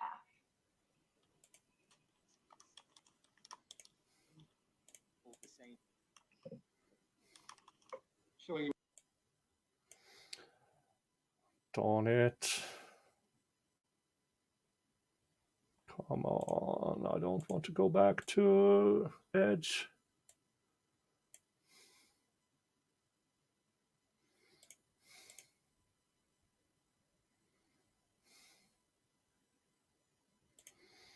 What's been admitted as. Let's try one more time. This is a side profile photograph of that same portion We of the are vehicle. Here you have the front passenger. Here is 7 the minutes front driver, behind. and then this is the So windshield I that is will melted over the go to dash normal component. speed. However, you can see Maybe that will help. left are metal frame, and Okay.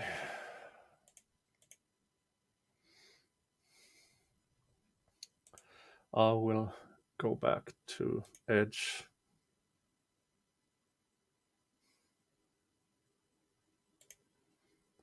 Sadly.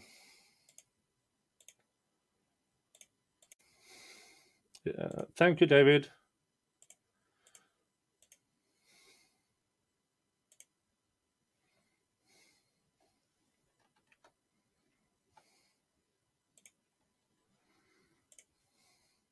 here you are going to see what is left of the front driver's seat, front passenger seat, and then the dashboard components of the vehicle as well as the inside of the door. You can see that the glass has been melted in, and most of the upholstery.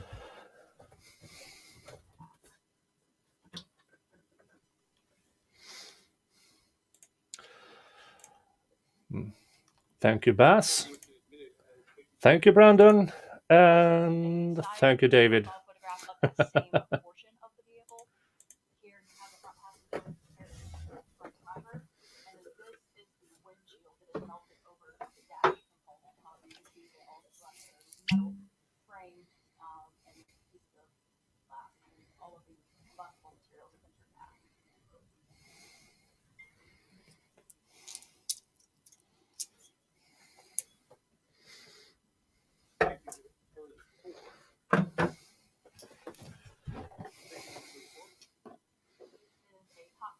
Photograph of the front driver's seat. Underneath, you can see the red colored cover that rotates inside the vehicle, and then you just see another picture of the dash.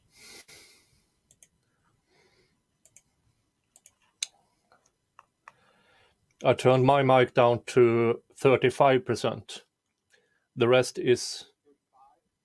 This is an overall photograph of the engine compartment of the vehicle with the focus of it being here inside the engine compartment. This is the enrollment of the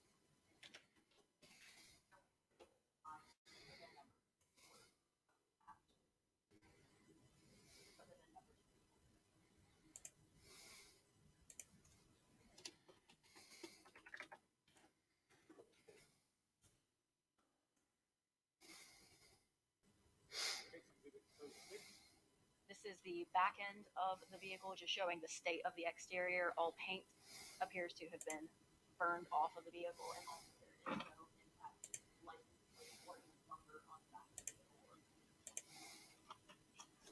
Now, the license plate. A license plate? Oh, I do not. It is metal. It's, I'm assuming, an aluminum material, but it's, I don't know the exact composition of it.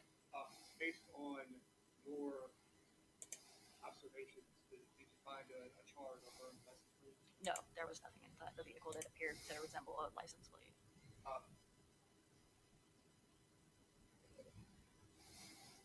Yeah, the prosecutor walks around away from the mic and everything. This is the front end of the vehicle, again showing that all of the plastic and rubberized components of the vehicle have been burned off. The vehicle is, let me ask you this, did you check for the things did people think the CSI would go looking for DNA, fingerprints?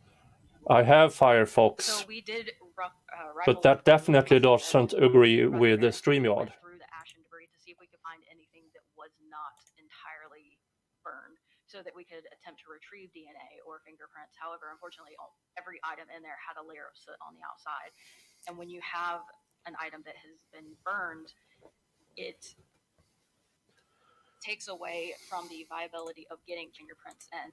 According to the defendant's interview with the police, he parked the car in an alley in town.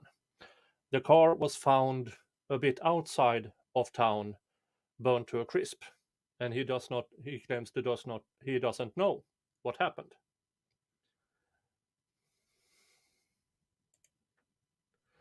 But we still haven't heard his police interview. think about fingerprints, fingerprints are mostly water. So if you think about if you set a cup of water out on a table on a hot day, eventually it's going to evaporate. The same thing happens with fingerprints. Now, if you introduce a very large heat source or a fire, that's going to happen more quickly. So fingerprints in a fire situation are very difficult, if not impossible, to recover. And DNA Apparently. is part of a combustible material, flesh, bone, those sorts of things. And unfortunately, fire degrades those pretty severely in most cases. So we weren't able to find anything that resembled fingerprints or DNA in our research. I guess it's fair to say, just based on observation, that this was fairly hot on. That is safe to say. Is there any other duties that you performed in relation to this investigation? I received, I believe the following day, a bag that was recovered by Investigator Smith that contained an aluminum, what appeared to be license plate from another location. I don't know the location where it was recovered. That did appear to have burns on it as well. Can you say a license plate, like an annual plate or a Georgia issued registration license? Both. So there was a Georgia issued license plate that I wasn't able to like see anything on because it was just metal at that time. There was a plate, I guess the like plastic decals, like decorative plates that was around it that I was able to get a name off of, like a brand name, but we weren't able to get any kind of tag number or anything like that because the way that license plates work, at least in Georgia, is the top layer is a foil because that's what makes it reflective when people are behind you with their headlights. And foil burns really easily. So that portion was gone, but the actual body of the plate was still there. Yes, unfortunately. You cross-examination?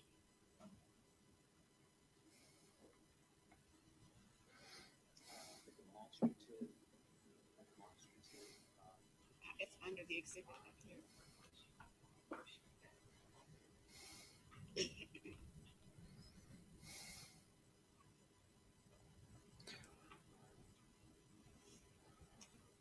Good afternoon. Can I call you Investigator Jimenez? That's fine. I don't have a lot of questions, but let me start with this one.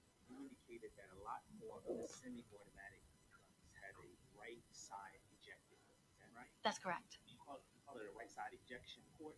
It's a right side ejection port. Fantastic. Okay, and a right side ejection port as opposed to a left side ejection port. Is that right? That's correct. And is that because most shooters are right-handed and the shell casing is going to be ejected away from them as opposed to left-handed, or do you know? I don't know. I can't say to the design rationale. Aren't you a tool mark expert, lady? And here you now say, I have no idea why the ejection is on different sides. I mean, this is embarrassing.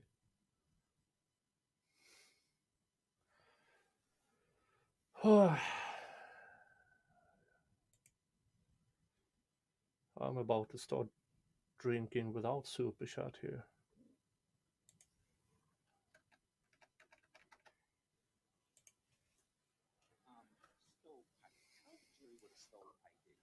So a stovepipe is basically when you go to fire a weapon, when the trigger is actually pulled. If for some reason the slide of the firearm is manipulated during that operation, so say that you grab the slide as it's actually racking back or as the trigger is being pulled, when it's going to stop that process of the cartridge casing being ejected midway through. So you'll get the cartridge casing halfway in the ejector, but caught in the gun. So it'll be sticking out. The stovepipe, I've heard, is referring to the way that it typically looks, with it like sticking out like a chimney or something like that. Now that's a mouthful. Yes. I want to understand. Of course. I want you to tell me. Don't let me tell you. Does stovepipe just mean that the fired cartridge casing does not eject out of the gun? It means that it doesn't eject fully, so it'll be partially hanging out of the ejector port. Does somebody have to touch the slide in order for that to happen? It's not mandatory. That is the scenario where you see it most of the time, because that directly interferes with the slide, opening all the way so that it can be ejected. But it can happen if there's a malfunction with the slide by itself. All right. stovepipe, I'm gonna call it the back of the fire cartridge casing, Mhm. would be called The head stamp. the head stamp. It sounds like the head stamp is stuck in the gun while the hollow portion is facing out. Is that right? So it kind of, oh gosh, I'm trying to demonstrate it. If you have the casings, You're removing that one exhibit. So Judge, this is state's exhibit number 21. I just opened it. I haven't removed it.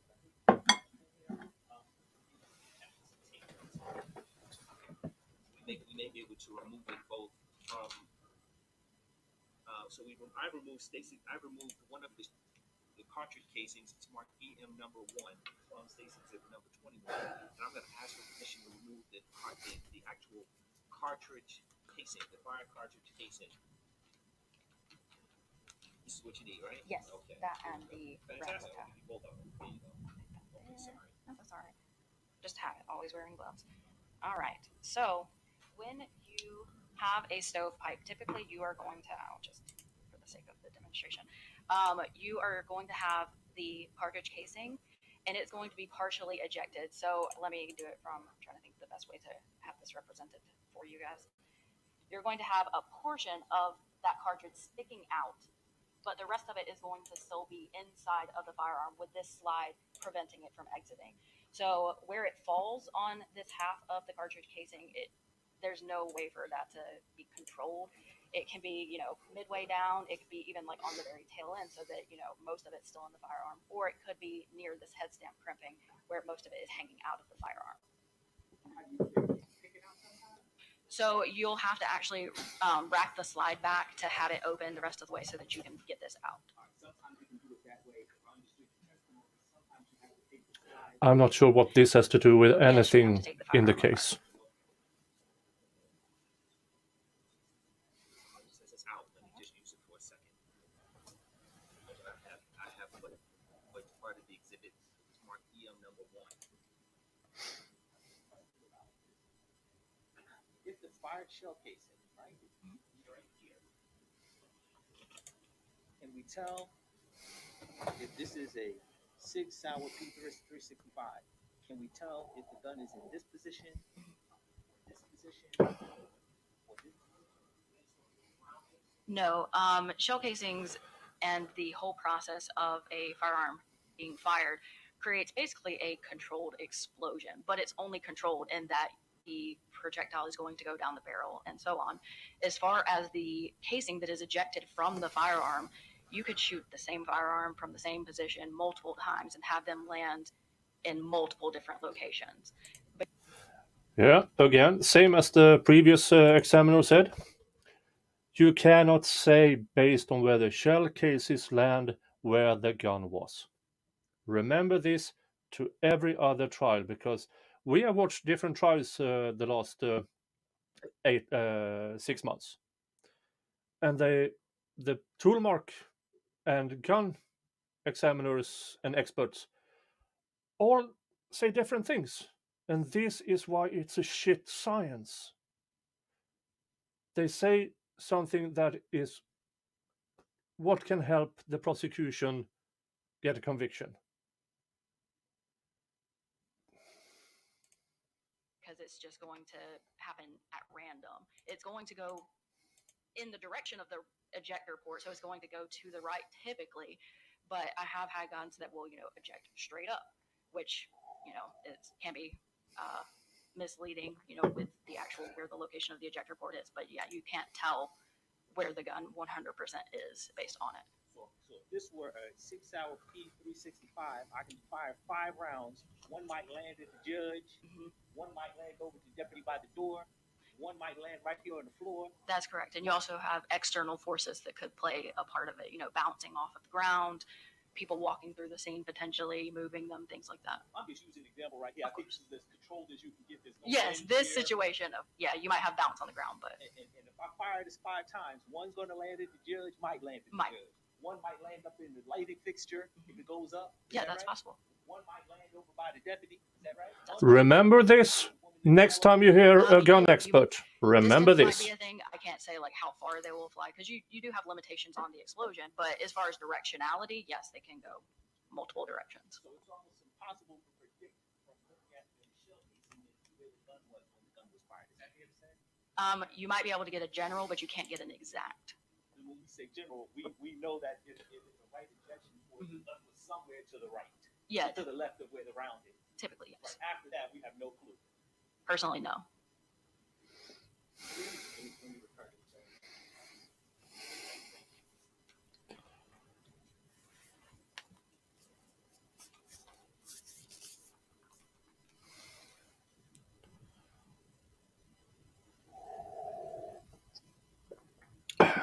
This kind of testimony should be able to impeach other experts in other trials. Say if, for instance, the murder trial, where state's examiner says, we know where the gun was because the shell casings was here. And now this witness says, we can't tell that. So every time, yeah, you should be able to use other gun toolmark guys and gun experts' testimony to impeach other gun experts. Because, yeah.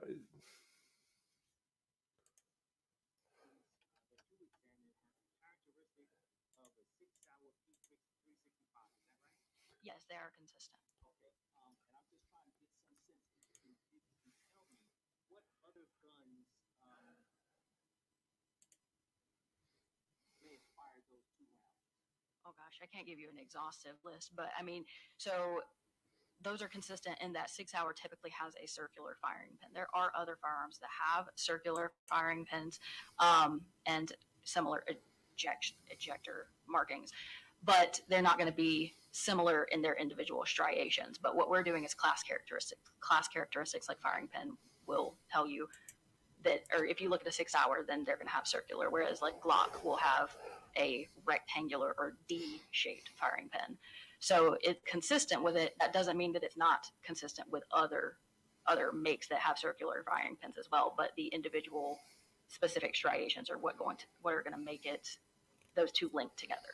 Okay. What I heard you say is all 6 hours. Is that what you said? That's what I heard you say, but I'm not sure you said that. Many 6 Hours. Yeah. Okay, many. So when you say many, more than 50% of all the models of 6 Hours is going to have those characteristics. Is that right? In terms of the firing pin itself, yes. Most manufacturers of firearms, they're going to have a design that they go with. So to reference Glocks again, they are exhaustively or exclusively going to use that same shaped firing pin of like a D-shaped after a certain model because that is their trademark. So a lot of other firearm manufacturers do that same thing. How many 6 Hours fire a 9mm round? Not off the top of my head, no. But 9mm is your most common caliber. I got you. And I understand you to be saying that a Glock could not have fired these 2 rounds. Is that right? Based on the characteristics that I saw, no. And I don't know if Colt making 9mm? I mean, I believe so, but I don't know off the top of my head theirs. I'm less familiar with Colt. Okay. And Remington? Remington? Yes. Yeah, Remington makes 9mm. So I understand you to be saying in terms of 6 Hours, the 2 fire cartridge casings that you examined have the characteristics of a 6 Hour. Yes. Irrespective of if it's a 365, 465, 165, it has the characteristics of a 6 Hour that fires a 9mm. Is that right? Yes. How many other, I'm going to call it manufacturers, Remington, Colt, however many, Desert Eagle. Right. I'm not a gun guy. How many other brands of gun had that same characteristic? Several. I can't give you a number just because there are many off brands that obviously I wouldn't have an exhaustive knowledge about. You have Russian firearms and things like that that are also going to have circular firing pins, but we don't necessarily see them. But it is going to be several. The circular firing pin shape is common. Thank you very much, ma'am. Thank you, Judge. All right, cross-examination. This, had nothing to do with the case at all. Nothing. Anybody on the jury need a break, or shall I call the next witness? All right, let's call your next witness. Seriously, what did this do to this trial? Absolutely jack shit nothing.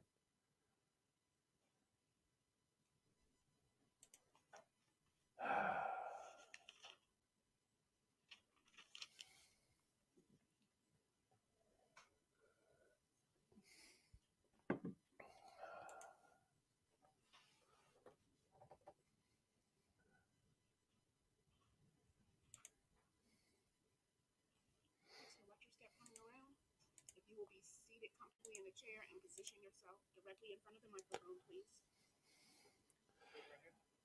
You swear or affirm the testimony you're about to give. Another teenage cop. The truth, the whole truth, nothing but the truth, so help you God. Please introduce yourself to the jury. My name is Jonathan Santamaria. How are you employed? I'm currently employed with the Columbia County Sheriff's Office. And are you a post-certified law enforcement officer? I am. Deputy Santamaria, how were you employed in August of 2021? I was employed with the DeKalb County Police Department. In your duties, what were your basic duties with the DeKalb County? Hey, totally peep. And did you receive a call about, and I don't know how the county classified it, but about an abandoned or burnt vehicle? I think it was August 1st, 2021. Yes, sir. I responded to an abandoned vehicle call located at the Hidden Acres National Park. And what is Hidden Acres National? We have where I used to work, we had several different just parks in the area, located especially in my precinct alone. Did you respond physically to the scene? We received a call from a park ranger. I believe his name was Park Ranger Curtis. He called us in reference to a burned vehicle that was abandoned, appeared to have been there for a few days, and I was the one who was dispatched to the location. Did your, role in this investigation, were you able to determine how it got there, when it got there? No. I'm going to show you what Mark states. You're skipping 38. I believe 38 was one of the last photographs shown to the SIA members. Let me jump down to the court reporter. Do you have the 38 marked?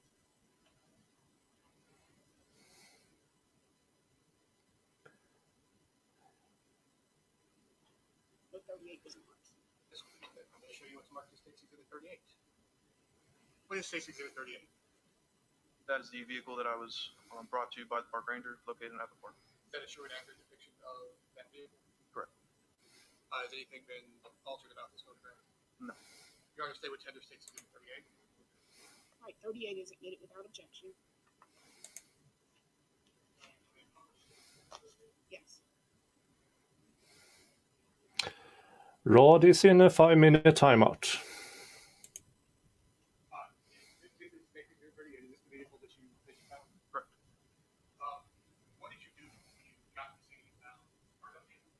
I spoke to Park Ranger Curtis. He informed me that there was a murder that occurred in Gwinnett County, which is... Be rude to my mods, you're timeout. If you're really rude, I will kick your ass out. Without warning. I couldn't find any sort of identifying VIN and or tag to identify the vehicle. I did locate a Nissan emblem, which I then looked up the vehicle online and saw that it was matching what I could say was assumed to be the vehicle. That is a Nissan person. Did you contact Gwinnett County? Correct. I contacted a Gwinnett County sergeant. He arrived on scene shortly after. And did you turn the vehicle over to? Correct. They said they were going to obtain it for further investigation. Did Gwinnett County Police Department take possession of the vehicle from the scene? They called their own record service to take it to their lot. And did you have any other role in this investigation after turning the vehicle over to? No. Cross-examination. Correct. Let me start here. How long did you patrol that particular area of DeKalb County where the vehicle, the burnt out vehicle was located? For that day, or how long I was? During the time that you were with law enforcement in DeKalb County. From October of 2020 to December of 2022. Okay, more than 2 years. So you were familiar with that area. Is that fair to say? Yes, sir. Stone Mountain area near Stevenson High School? Correct. I think the nearest school there is Stevenson Middle. Is that right?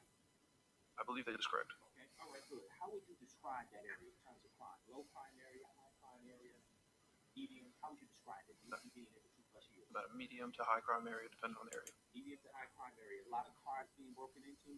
Yes, sir. Cars being taken. Yes, sir. Do you have a whole lot of cars? In my mind, it's like big group. Do you have a whole lot of burnt out cars or cars that get burnt out? Not that I'm familiar with. Okay, good. If you were to have any car fires you respond to where it's just an abandoned car just burning out of control in 2.5 years. This is the only one that I can recall. Got it. So although they're making car break-ins and car thefts, you don't have too many just with cars and golf and cars. Is that right? Yes, sir. When you come upon the vehicle is in the condition as we see in the photograph, right? It's already burnt out. Is that right? That's correct. There's no fire trucks there. It's already done. Is that right? Were you able to see if there was any report made at any time in the 48 hours prior to you discovering the car or somebody pointing out the car to you? Were you able to discern if there was any reports of a car being on fire? Not that I'm familiar with. So when you arrive, fire's all done, but you don't know when the car was actually burned up. Is that fair to say? Correct. No further questions. Thank you, guys. Be direct. All right, you can step down, sir. Thank you.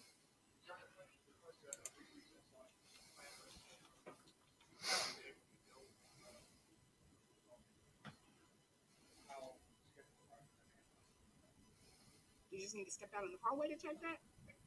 Okay, we'll just be at ease to allow you to do that.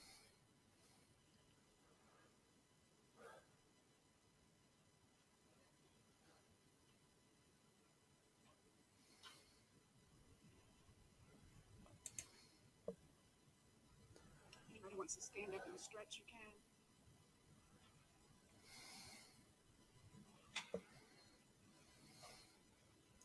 Yeah, if you're rude to my mods, you will get timed out.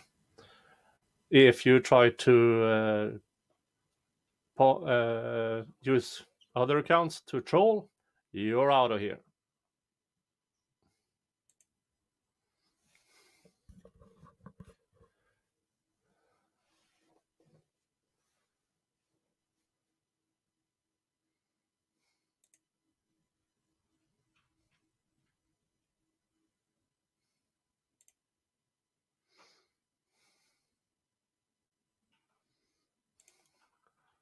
Hi, David.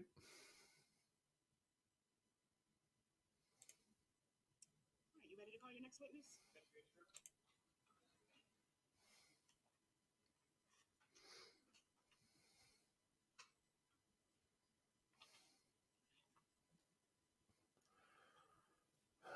Dun, dun, dun.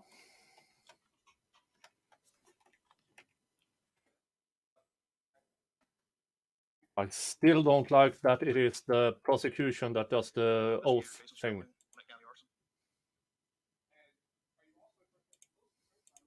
Yes, sir. Primarily, we look at fires that are either suspicious in nature or that the fire department does not know how they started to determine the cause and origin.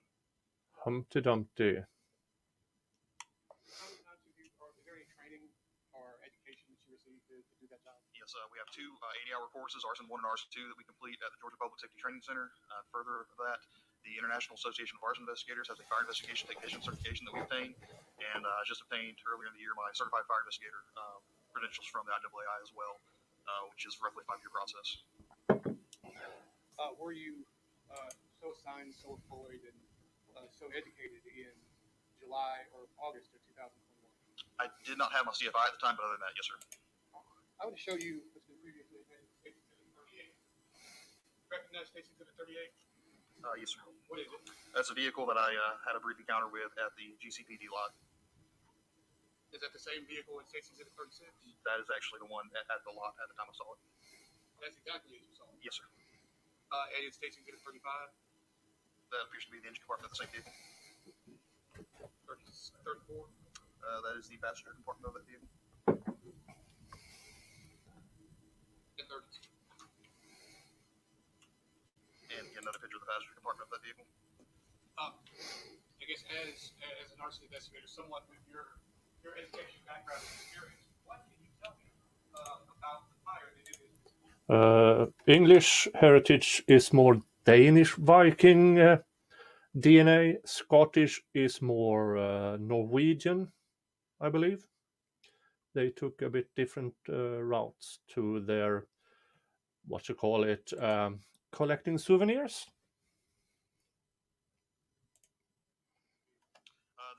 have started on the interior compartment of the vehicle, the passenger compartment. And that's really about as far as I can go on this one. I did not do a full examination of this this word origin and cause investigation. I was here to assist GCPD. Now, what would a full, I'm going to put State's Exhibit 32 up. You said the fire appears to have started in the passenger compartment. Yes, sir.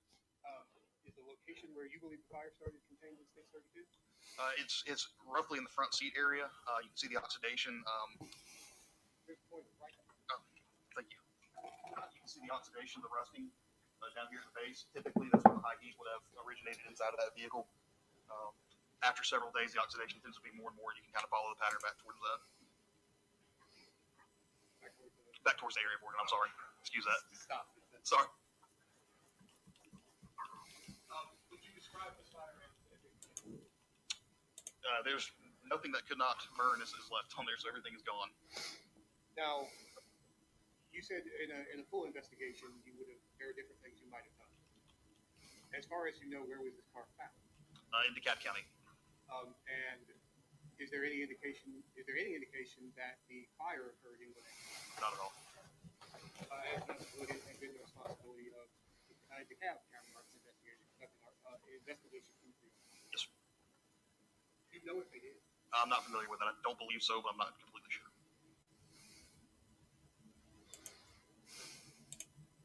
Hi, Wolfram. Welcome.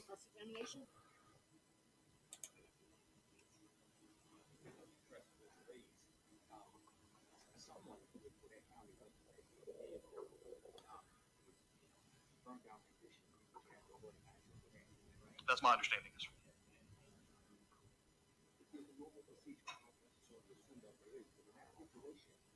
Since you're not doing a full investigation, contact the what's the process? I was called over to bring evidence scans that we would take samples in for GCPD since it wasn't our investigation. They were requesting those materials that we have. Once I took them there, I asked them if the cab was involved, and they were not sure, so I gave them a contact to DeKalb County Arson. I don't know what happened beyond that, though. Okay, so when you brought over the materials, you didn't actually do any more investigation. I did a 360 of the vehicle and told them my opinion, just on the 360, but it was not an official full investigation. I didn't take samples or anything that I would have. So you would have been in arson for like 6 years at that point? Roughly. Okay, so you sort of eyeballed it walking around and you could tell, okay, it got burned out. Could you tell if there was an accelerant that was used? No, sir. I could, if we would have our area of origin, we would have taken a sample and that would have sent off to the lab, and only that lab can tell us whether an accelerant was actually used or not. I got you. You did that. No, sir. And you don't know if the cab did that. I'm not familiar. And you weren't the first person to get in touch with the cab to make sure that they I just passed on a contact number. Thank you very much, investigator. Thank you. Redirect? All right, thank you. You may step down and be excused. They are running through the witnesses.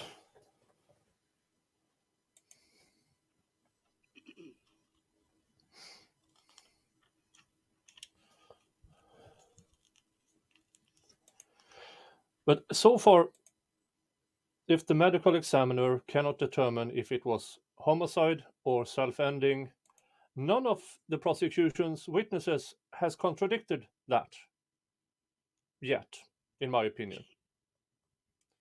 Except the mother, who now in this trial claims her daughter did not self-harm. Grandma! Grandma is here. Paternal grandmother.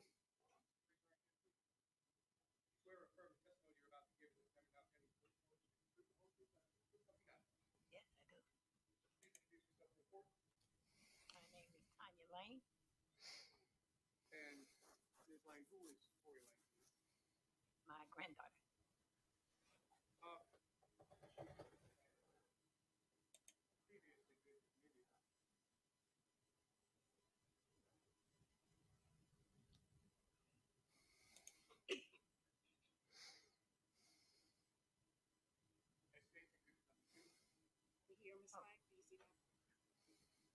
Who's depicted in State's Exhibit number 2? I'm sorry. Who is that depicted in State's Exhibit number 2? That's Tori. That's my granddaughter. Tell me a little bit about your granddaughter. A little bit. Just a little bit. Yeah, because we could be a while. Tori was, if I had to sum it up in one word, I would say phenomenal. She was very intellectually inclined, very smart girl. honor student, AP student, tutored other AP students. Okay, let's see. We are 320 behind. Let's try.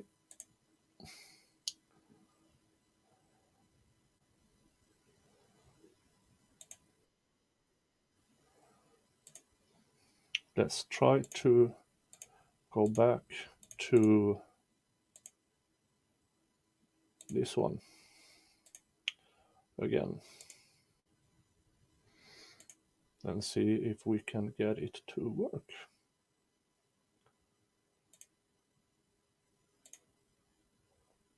But she was witty, she was funny, and the most amazing thing about her, she was so compassionate. She was generous to the nth degree. She just was a phenomenal girl. She really was. Did she ever live with you? Yeah. Did she, at the time she died, did she have a car? Yes, she did. What kind of car was it? It was a can't remember the name of it. I'm not good with cars.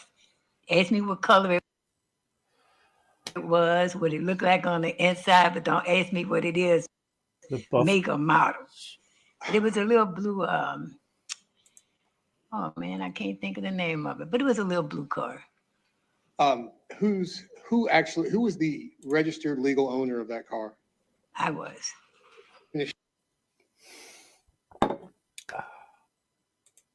Show you what's marked as State's Exhibit number 39. What is State's Exhibit 39?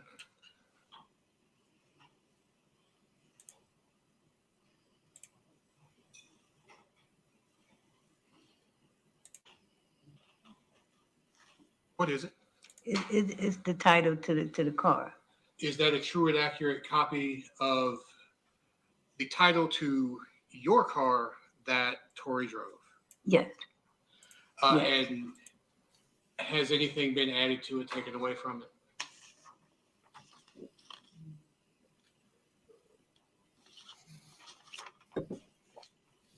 The state would tender State's Exhibit 39. Yeah. All right, 39 is admitted without objection. In the previous trial, she was earlier in as an earlier witness. I learned that after Tori's passing, we had been searching for the car. And maybe about a week or so after her passing, we learned that the car had been found and it had been burnt. It had been torched.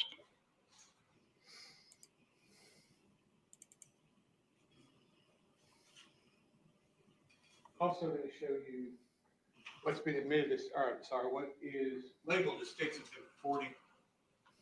What is State's Exhibit 40? Motor vehicle dealer title, reassignment supplement, okay. I'm sorry, when you're ready to answer, if you would just speak in that microphone for me, please. Yes, ma'am. Is this a true and accurate copy of the supplemental title report to your vehicle? It is. And is that your name listed as owner? Yes. And was this the vehicle that Tori drove? Yes, the Versa, yes. Your Honor, State would tender State's Exhibit 40. All right, 40 is admitted without objection. I'm not going to make you read it, but is the VIN number located on both of these documents? Yes. And when the car was found, did as far as you know, did the officers tell you how they identified the car? No. Was it registered in your name? Yes. Did you give anyone permission other than Tori, to take that car? No. Did you give permission to anyone to incinerate that car? No, absolutely not. Do you know the defendant, Austin Ford? Yes. Had you ever met him before? Yes, Did you know him to be an acquaintance of Tori's? yes. Did he have permission to have, take, or use your car? No, no, sir. This is Further just questions? for Cross-examination. charges 6 to 8 that he drove it away from the scene, Good and he did afternoon. not have permission, hence theft. And I don't have any objection to Tori's photo staying up, Judge. After Tori graduated from high school, did she ever live with you? Yes, she lived between her parents and me. We lived around the corner from each other, so she had 2 homes. All right, and when she would stay with you, would she stay for like a week, a month, 6 months, or was it like Monday, Wednesday, Thursday with you, and then the other part of the week she would stay with her mom? Oh, it was no set timing in that. We shared her. Okay. Yeah. All right. Did she have a key to your home? Oh yes. Okay, good. So she had her own room in your home? She and I shared a room. Okay, all right. So if it was a Sunday night, it was nothing for you after Tori graduated from high school in 2021. Tori knock on the door and sort of pop up on a Sunday. Is that it? Well, Tori, after Tori graduated, I became ill. I have lupus, I have COPD, I have severe rheumatoid arthritis, and I have fibromyalgia and Raynaud syndrome. So Tori spent a lot of time with me outside of what she did, hanging out with her friends and working and stuff like that. So she really became more of my caregiver. I got you. Yeah. I got you. And then the 14 months in between the time that she graduated high school and she died, about how much of that time did she end up living with you? Was it half the time, 90% of the time? I have. About half the time. And prior to her graduating high school, did she spend about half her time with you also while she was in high school? Not so much. Not so much. More after she graduated. Yes. All right. And during the time when she was staying with you, was she working? She did. All right.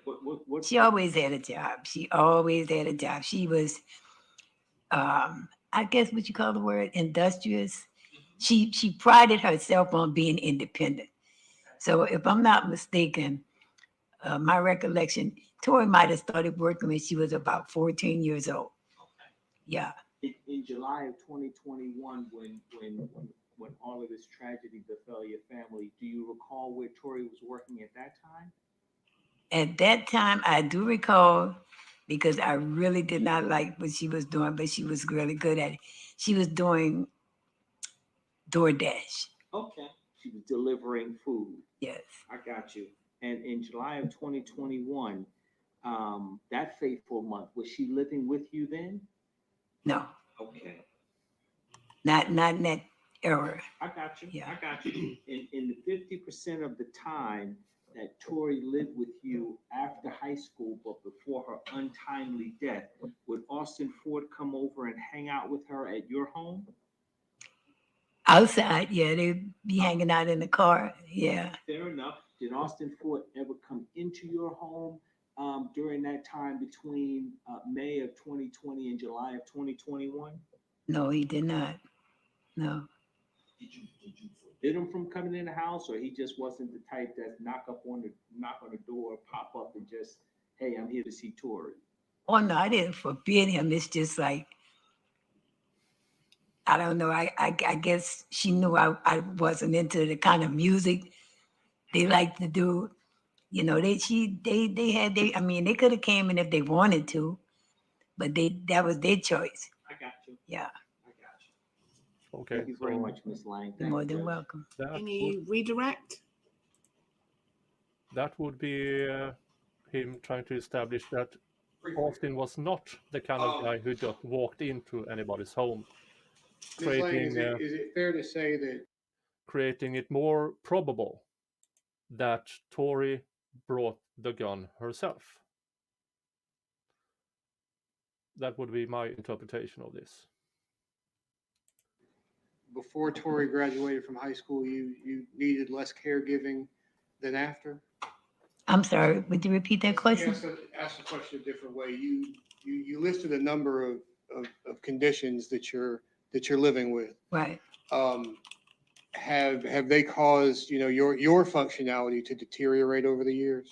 Oh, absolutely. And so while Tori was in high school, did you need less help than the time after Tori graduated from high That's school? correct. That's correct. And my condition, they kind of work together. Like if I'm having a lupus flare, it automatically triggers my arthritis. So the two together working, I'm balled up in a knot because the tension, joint pain, stuff like that. But yeah, it was less. It really became real severe with her passing. With her passing, I went into a deep depression, lost a lot of weight, like a whole nother person. My condition just got worse, and I saw therapy. It didn't do a lot of good because everywhere I go, everything I see, like my daughter has a room full of pictures. I can't do that. I can't. I would love to, but I feel like it would be a shrine or something like that. You know what I'm saying? And I just can't bear to look at it because it brings me to that dark place that she's just not here anymore. No. I understand. Thank you, Ms. Lang. All right, Ms. Lang, thank you so much. Be careful. Thank Please watch your step coming down. The bailiff will assist you. All right, thank you. Yeah, that's All right, please call nasty your next grandma. witness. Eddie Reeves. I believed every word she said. Contrary, and that was her paternal grandmother, so it's not the mother of the alleged victim is not related.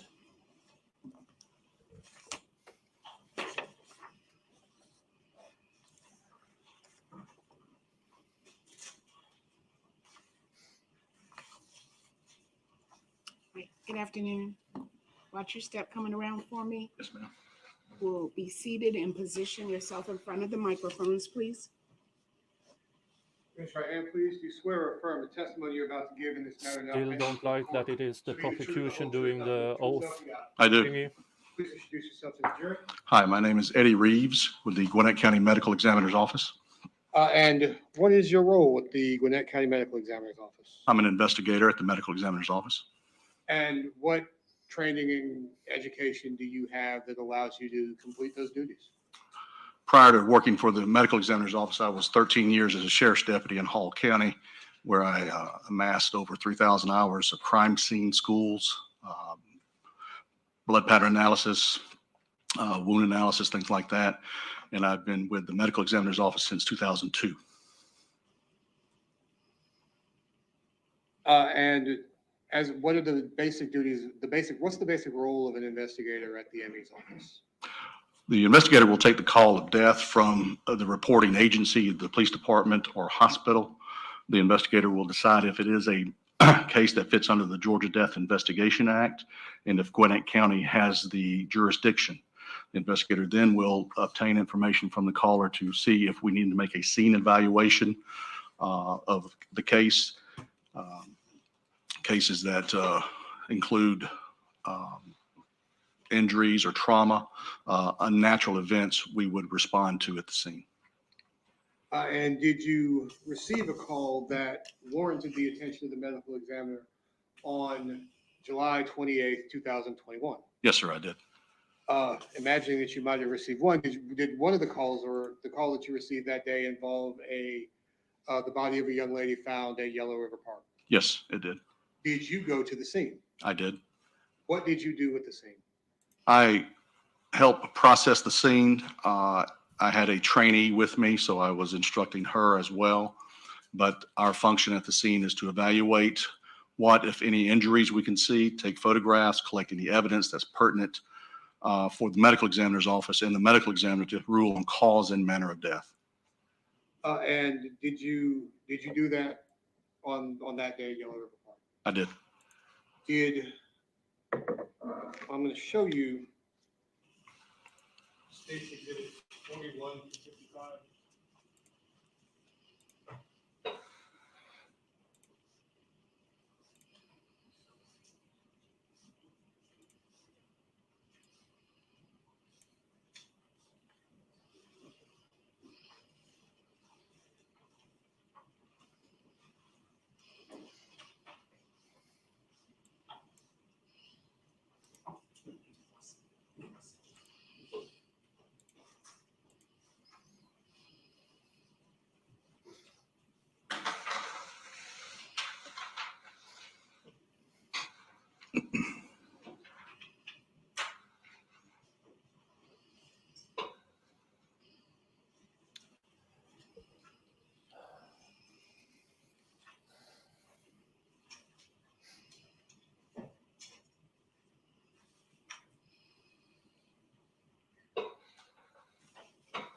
Dun, dun.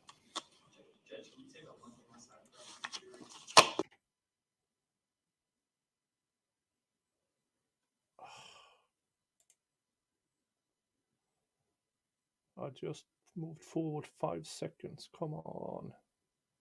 And it's buffered. Jesus Christ.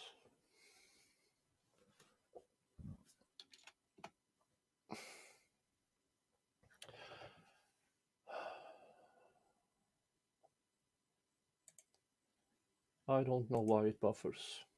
It is so infuriating. 4 minutes behind. Refreshing.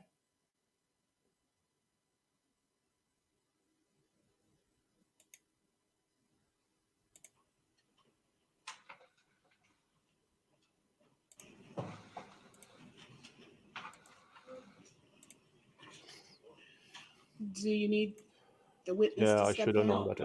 Okay. Judge, respectfully, if I can hand these up to you, 41 through 55. 55. Judge, my obviously, photos that be shown, Judge, my objection really goes to some of the photos being duplicative. It's got nothing really to do with this witness. Specifically 41 and 49. Okay, are those the specific ones you want me to look at? Yes, 41 and 49. That's the pairing that I have right now, which is the easiest ones to deal with. Obviously, there are going to be photos that are going to be shown. Some of the photos are going to be before Tori's head is shaved, so we can see stippling or whatever we're going to see. I don't have any objection to the clothing being shown. It's not graphic for me. I think some of this is going to be a little bit graphic for the jury. They've seen a number of photos already in terms of body cam videos and additional videos from the crime scene folk that show how she was found. And obviously some of these close-up shots are going to have to be shown to the jury. My only argument is that some of what is contained in 41 through 55 is duplicative. I can easily point out 41 and 49. I think there are probably 2 more pairings, which would be a total of 6. I think it's duplicative. I think it's a bit gory, and so I just raised that issue. Obviously, my objection would be to the extent that it's duplicative, to the extent that it's gory, it's especially prejudicial to my client. Let me hear the state's response. Your Honor, the determination made by the medical examiner is largely, and a lot of it is based on the autopsy itself and the condition in which the body is found, the circumstances under which the body is found, the manner of the wound. All of those things are necessary for Dr. Terry to explain the findings. It is certainly not the state's intention to make things just simply to introduce exhibits for the purpose of gore. There, with one exception, there will not be any photos of the autopsy itself. Notably, since we're addressing the matter and since the defense attorney has brought up the issue of gore, there is one photo that was not being introduced through investigator Reeves, but through Dr. Terry. Yeah. That is of the inside of That would be the job Tori's for skull. the That defense. shows the path that the bullet took from entry to the point where it terminated. Okay, let me have everybody pause because I have two sets of photos that are marked 53, 54, and 55 that are not the same. So I've got set A of 53, 54, and 55, and set B of 53, 54, and 55. So I need to know which ones I'm considering. I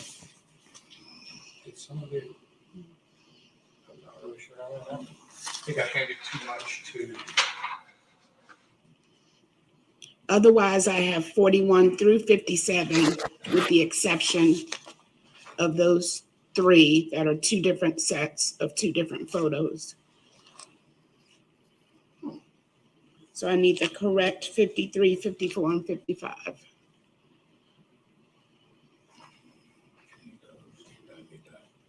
All right, let Mr. Lewis see and then take back what you don't want me Not to consider. really. Nothing that so far contradicts the. And let's not mix them up with what's actually being admitted, so. Not knowing if it's either 55 that the prosecutor homicide handed to or me, which I self-harm. assume is going to be his real 53, 54, 55. I don't have any objection to, Judge. Okay, now you can conclude your argument now that I know what photos I'm looking at, Mr. Norris Lewis. And there is one photograph out that will likely, if Mr. Lawrence Lewis is arguing is gory, this is probably the most, but it is one that Dr. Terry specifically asked for to illustrate wound pattern. Well, I'm not addressing that if it's not being sought to be tendered by the state right now. I'm not addressing that. Yes, sir. Any final word from the defense? Judge, we're not commenting on that. Judge, respectfully, the photos that you've been handed up, I don't recall from the first trial how many of those photos Dr. Terry needed.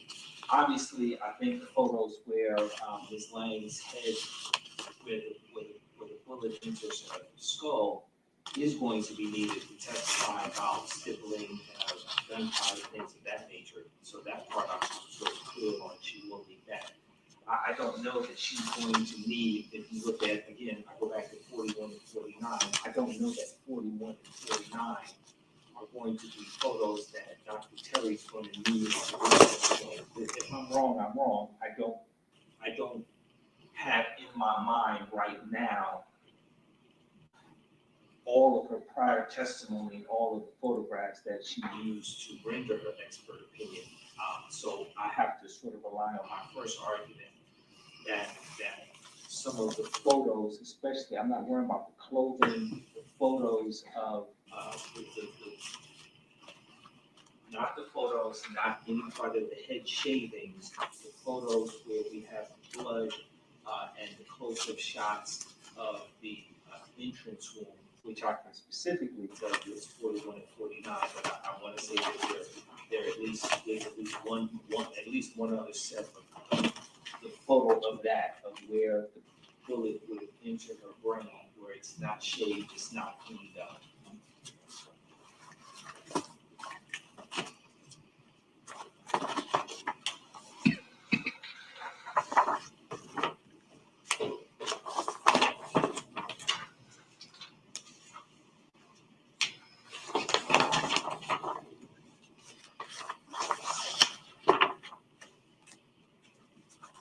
Well, let's see what the judge decides about photos, how many will be actually used.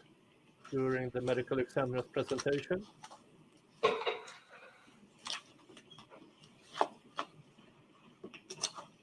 All right, having considered the state's motion to tender states 41 through 55. Well, you actually said 51 through 55, but you've handed me through 57. So are you seeking to tender through 57? Do you want to see 56 and 57? I had to renumber on the fly, and You have been preparing for this for months. How can you have done this on the fly? 54. Okay, those are all the clothing shots. I don't have any objection to the shots. So you're seeking to tender 41 through 57? Yes. All right, having considered the argument of the state to tender states 41 through 57 and the objection from the defense, over objection, I will allow each of the exhibits 41 through 57 to be admitted. And I'm saying over objection, but the defense is not objecting to all of them, but specifically, I believe 41 and 47. 49. 41 and 49 is duplicative. If you hand me those, I can tell you the ones that I think are duplicative, Judge. Yes. I understand the full story, just to clarify the record. Sure. 41 and 49.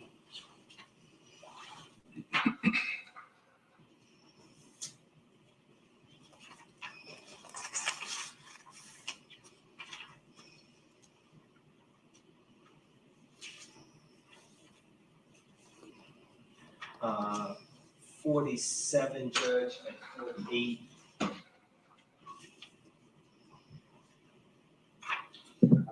43 and 45.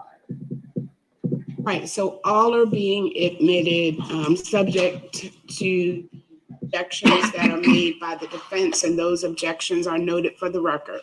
Yes, Judge. All right, so that gives you probably about 5 more minutes before the jury is going to come back. Do you all want to take a restroom break? Yes, thank you, Judge. All right, 5 minutes. Mr. Ford is back with the deputies, and the witness can step down for a few minutes. Thank you. Okay, then we should be up and live. Hopefully. I'm doing this, and this. Okay. So they are still on a bit of a break. Well, so far, well, we already know what this medical examiner will testify to. That he, apparently, I thought it was a she, I don't know why, that he cannot determine by the stifling and everything like that if it was a homicide or self-ending. And hopefully he doesn't change his testimony, but we already seen today at one witness changing that his testimony. The objection was due to graphic, that the medical examiner should be able to describe the stifling and everything without using photos, that the defense believed it was more prejudicial than probative. But we have seen trials with much more gore than this being admitted. So it's up to the defense to argue more or less the same thing, that since it really doesn't matter what picture they show, if the medical examiner cannot determine self-ending or homicide.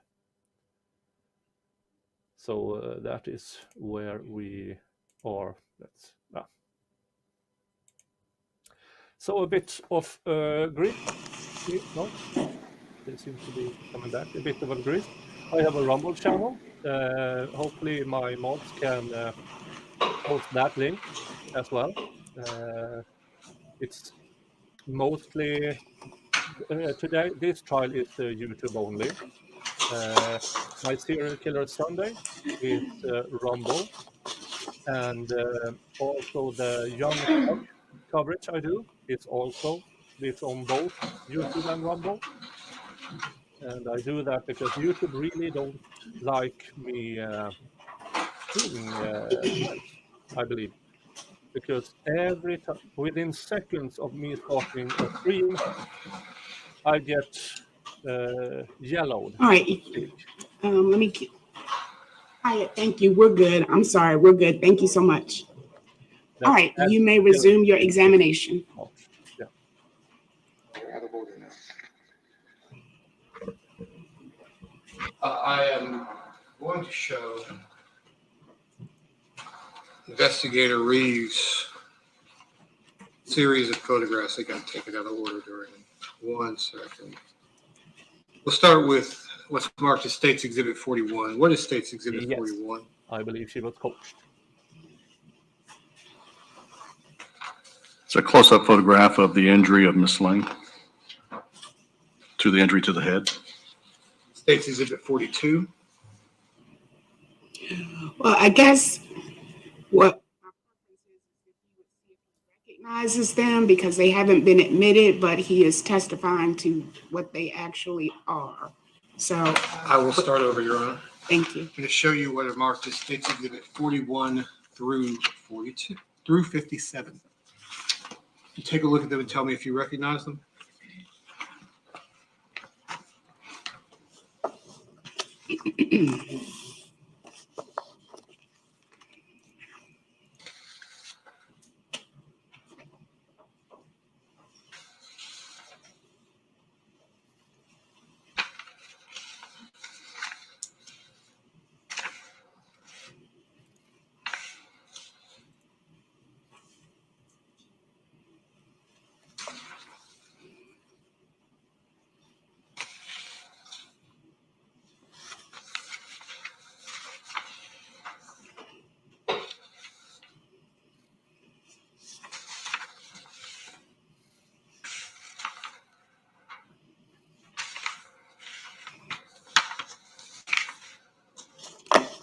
I do.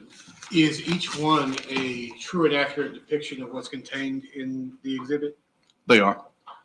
Has anything been added to, removed from, changed about the photographs? No, sir. Your Honor, State would tender State's Exhibits 41 through 57. My only objection was addressed already, Judge. That would be my only objection. All right. States 41 through 57 are admitted subject to the defense's objections that are preserved on the record. Can you tell me what the purpose of these photographs are? The investigators at the scene will photo document the victim, the individual at the scene, for documentary purposes and for evidence. The investigator will then attend the autopsy of the individual to take photographs at the direction of Dr. Carol Terry, the medical examiner for Gwinnett County, to photo document the exam, injuries, evidence, etc., that she deems is important during the examination. Does Dr. Terry go to the scene of an individual death? Not usually. She has in the past. She relies on her. It was a 3-day trial last time, and what I've heard from the defense, it should be 3 days this time as well. So that indicates that it won't be, the defense won't put up a case in chief this time either. So this should be a Tuesday, Wednesday, Thursday, and then we are on verdict watch. Investigators to do that. She obviously, one person could not attend all of those scenes. So you attended the scene in this death? Yes, sir, I did. And did you relay whatever observations that you made as well as these photographs to Dr. Terry? Yes, we briefed Dr. Terry on what we see, what injuries is apparent, with limited manipulation of the individual, so that we can do it in a more controlled environment, such as the morgue when Dr. Terry conducts her examination. I'm not going to publish at this time, but I'm going to ask you to describe the contents of State's Exhibit 41. It's a close-up photograph of the injury to Miss Lang's head on States the Exhibit right 40, side. 42. I'm sorry, did you have more to say? On the right side of her head. States Exhibit 42. Is an overall of Miss Lang from the waist up at the scene, position of her hands, arms, hair, her clothing, etc. States Exhibit 43. Close up of the left side of Miss Lang's head showing blood flow as it relates to the injury to the head. States Exhibit 44. Close up of the same left side of the head showing the blood flow from the eye, which had pooled from the nose. States Exhibit 45. And overall of the left side of the head showing the blood flow. States Exhibit 46. The back of Miss Lang at the scene. We do the front and then roll the individual over to look at the back to see if there's any injury or trauma that needs to be documented. We also will pull up clothing to see the skin itself, to see if there's anything that is being covered by the by the clothing. States Exhibit 47. Overall, of the right side of Miss Lang's head showing the injury in relation to her lying on the ground there at the scene and her hair around it. States Exhibit 48. Overall of the scene, Miss Lang at the scene showing her head, the ground to her right, and the blood flow from the injury. States Exhibit 49. Close up of the injury showing the injury as it was and some stippling that you can see. States Exhibit 50. Blood transfer on the right thigh of Miss Lang. A close up. Now you call that blood transfer. What does blood transfer mean? Blood transfer is blood that has been transferred from one source to another. There's no injury associated with the area of this blood, so therefore it had to be transferred there somehow by somebody or something. Did you take a sample of that blood? I did not know. Was a sample of that blood taken? Yes. Was it taken at the medical examiner's office? It would have been taken, yes, at the medical examiner's office. Do you know who took that sample? No, sir. States Exhibit 51.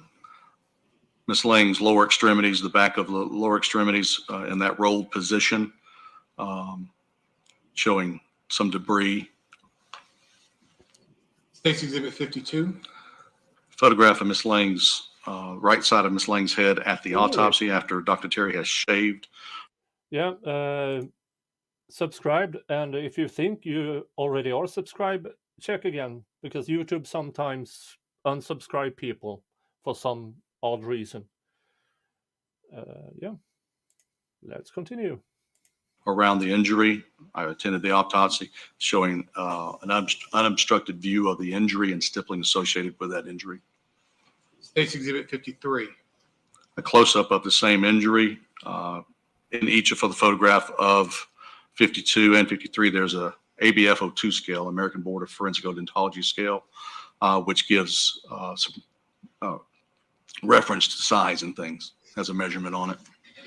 And States Exhibits 54 through 57. The clothing, the shirt in which Miss Lang was wearing at the time, the back, this is the back of the shirt. I was demonstrating when I took this photograph that there was no drag marks on them. Did you take any biological samples, or do you take biological samples when you are either at the scene or in the medical examiner's office? I do not. Okay. That's all the questions I have at this time. Thank you, Investigator. Thank you. No questions? All right. Thank you, Investigator Reeves. You may step down. Was that it? And Okay. call your next witness, please. Carol Terry. Only there to get the pictures in? Okay.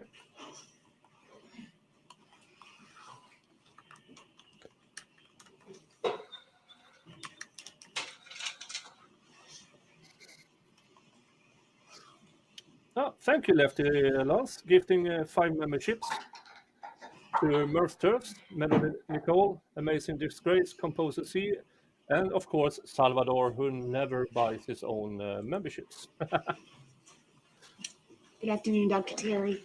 Welcome. There's members only I content think, on the channel.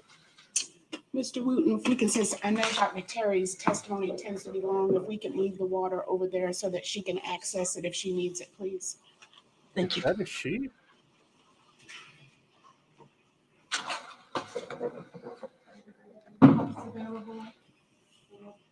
If you could just Okay. grab some. Please, Okay, all right. can I have something a little bigger than that? Do we have anything bigger or any of the small bottles? He'll accommodate. Thank you so much. All right, thank you, sir. Thank All you. right. You may swear in your witness. Dr. Terry, raise your right hand, please. Do you swear or affirm the testimony you're about to give in this matter now pending before the court shall be the truth, the whole truth, nothing but the truth, so help you God? I do.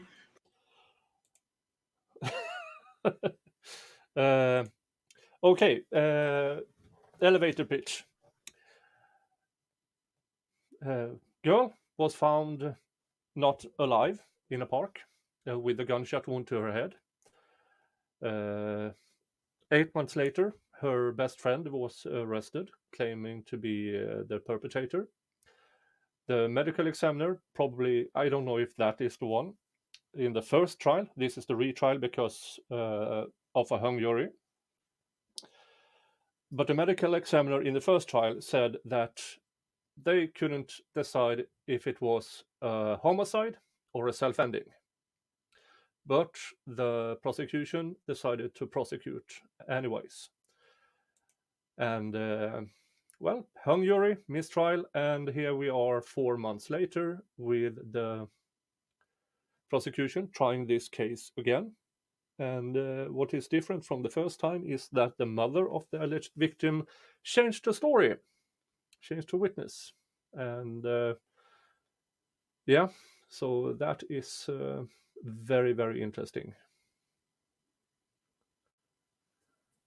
That was about the shortest I could do, but I think that the chat can fill in the blanks for you.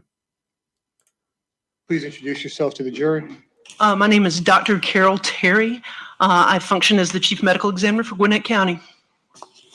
I'm a forensic pathologist. What education, training, experience do you have that allows you to serve as a medical examiner and a forensic pathologist? Okay. In 1986, I graduated from Emory College of Emory University with a Bachelor of Arts in Religion and a Bachelor of Science in Biology. From 1986 to 1990, I attended Emory. Oh, thank you, Sal. I didn't see that. For some reason, it didn't show up here. Thank you for gifting one membership to Cindy Lowood. Welcome. And there's members only content on the channel. There is a link for members only to the Discord. Yeah. Okay. Thank you so much. University School of Medicine, where I received my Doctor of Medicine degree. So I am an MD. From 1990 to 1995, I did a specialty in medicine of pathology. And this was at the Emory University affiliated hospital systems. Oh, for freak's sake. And here we go again. Refresh. Back up a bit. Experience in that office doing those same duties. I was essentially treated like a junior attending, and I got to supervise other individuals in training at that point in time. At the conclusion of my fellowship year in 1996, I stayed on staff at the Fulton County Medical Examiner's Office as an associate medical examiner, and I held that position until 2004. And I guess to back up a little bit, as a medical examiner in Fulton County, it was our job to investigate deaths that were sudden, unexpected, unexplained, or due to non-natural causes. And as the medical examiner investigating those deaths, it was our job to determine a cause and manner of death. Cause of death is what it sounds like, what caused this person to die at this point in time. Manner of death is a way in which we categorize deaths for purposes of reporting on the death certificate. And in Georgia, as a medical examiner, we're limited to 5 manners of death. natural, accident, suicide, homicide, and undetermined. Okay, so 2004, I left Fulton County and went to work for Dr. Gerald T. Gowitt, G-O-W-I-T-T, who's the chief medical examiner in DeKalb County.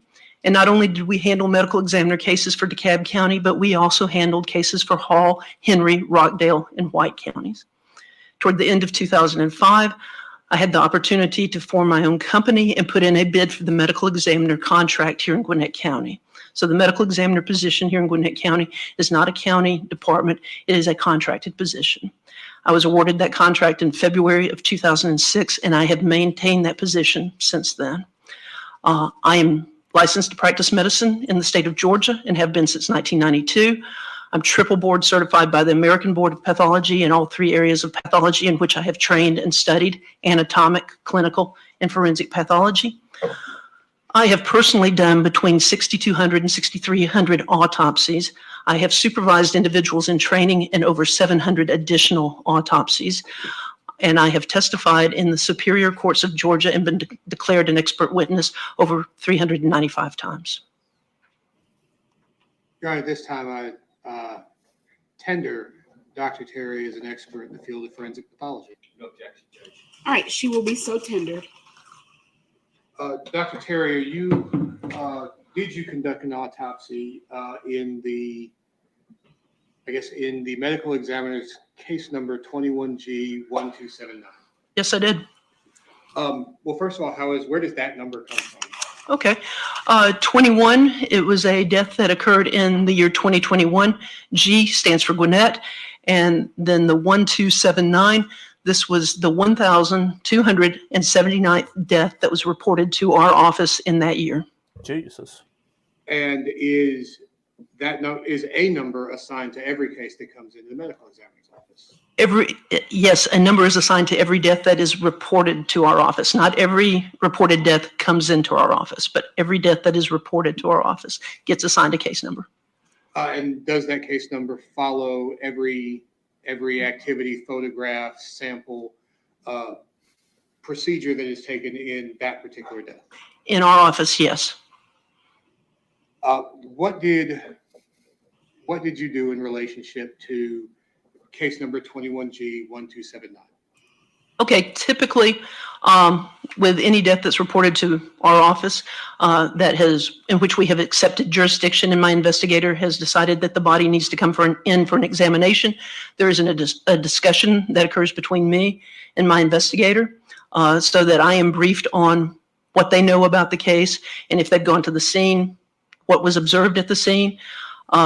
And then when I go to do the examination in the morgue, typically the investigator who handled the case or went to the scene assists with the examination so that there can be a free exchange of information as we're doing the examination. So in the case of a gunshot wound, I'll have x-rays taken prior to my examining the body, prior to the disaster bag containing the body even being opened, because that's something that my technicians can do without the body being exposed and the disaster bag being opened. So that's something that can be done prior to my arrival into the morgue. And so I can know whether or not I have any evidence in the body that I need to recover. Also, in reviewing the circumstances, I'll determine what sort of trace evidence, if any, I need to direct my attention to collecting prior to any undressing or cleaning of the body. So that's very important that I know about the circumstances under which a death has occurred or the body has been found. Then I'll do an external examination of the body. And in doing this external or outside examination of the body, I'm describing any articles of clothing that are on the body, any personal effects, any kind of medical intervention that occurred. And then, much like any family physician would examine any one of you, I'll take a measured height or body length, a recorded weight from the scale in the morgue. I'll say whether or not the person appears consistent with the age that they're purported to be. Now, in the case in question, the individual came into our office as an unidentified person. So, of course, there's going to be attention directed to identifying marks, scars, tattoos, because we want to get this person identified. Again, depending upon the circumstances, there may be some collection of trace type evidence in this case in question. Because of the circumstances, I collected various swabs and smears from body surfaces and orifices because I had a young female dead in a park. And so one of the things I've got to be concerned about, was there any kind of sexual contact that occurred? So these are things, if you don't think about them in the beginning, you're going to lose it because you're going to start altering the body by undressing and cleaning the body. So these are my first steps. And then after the external examination, attention was then directed to doing an internal examination. So opening the body and examining the organs as they're positioned in the body. At that point in time, we will collect specimens for routine drug testing, at least, depending upon the nature of the case, we may do more expanded drug testing. But we'll at least collect that. We will collect specimens for potential DNA analysis, and then I'll have the organs removed from the body. And in doing full autopsy, we'll look at the organs of the chest, abdomen, pelvis, as well as the brain.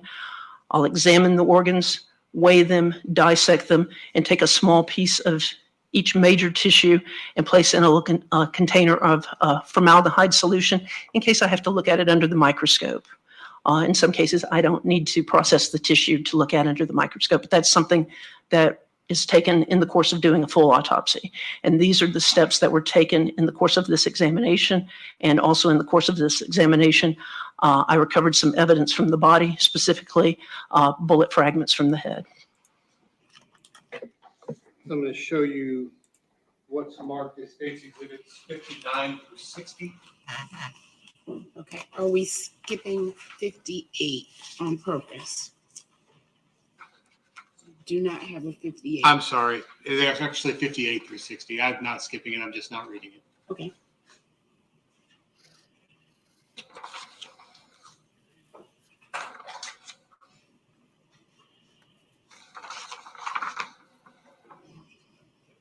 Okay. Yes. Are State's Exhibits 58 through 60 true and accurate depictions of that which they're photographs of? Yes, they are. Has anything been added to, taken away from them? No. Your Honor, the state would tender State's Exhibits 58 through 60. No objection, Judge. All right, 58 through 60 are admitted without objection. And we'll start with a description of, since you mentioned them, States 58 and 59. Okay. May I publish, Your Honor? Yes.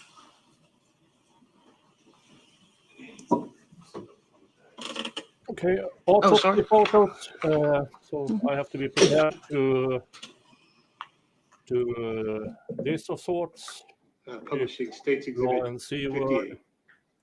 folks this up as they What have is- done. Describe State's Exhibit 58 for the jury, please. Okay, State's Exhibit 58 is the jacket fragment of a bullet that I recovered from the head of the deceased.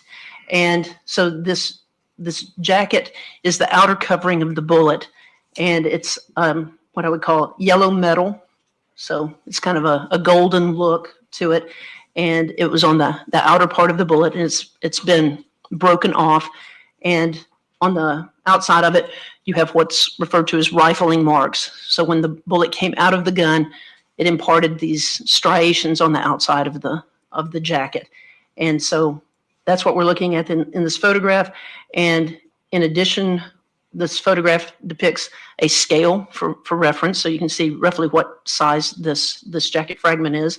And there's an adhesive label that has the case number, the deceased name, the date I began the autopsy, because I did the external examination on one day to try to get identifying information out to the law enforcement, and then did the internal examination on the next day. And then it's got my signature on there, as well as a description. It's a yellow metal jacket from the left side of the head. And so I recovered it from inside the head.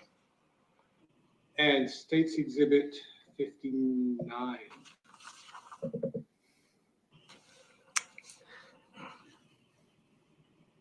Okay. I kind of need to go take a quick leak and So I will see you in a bit.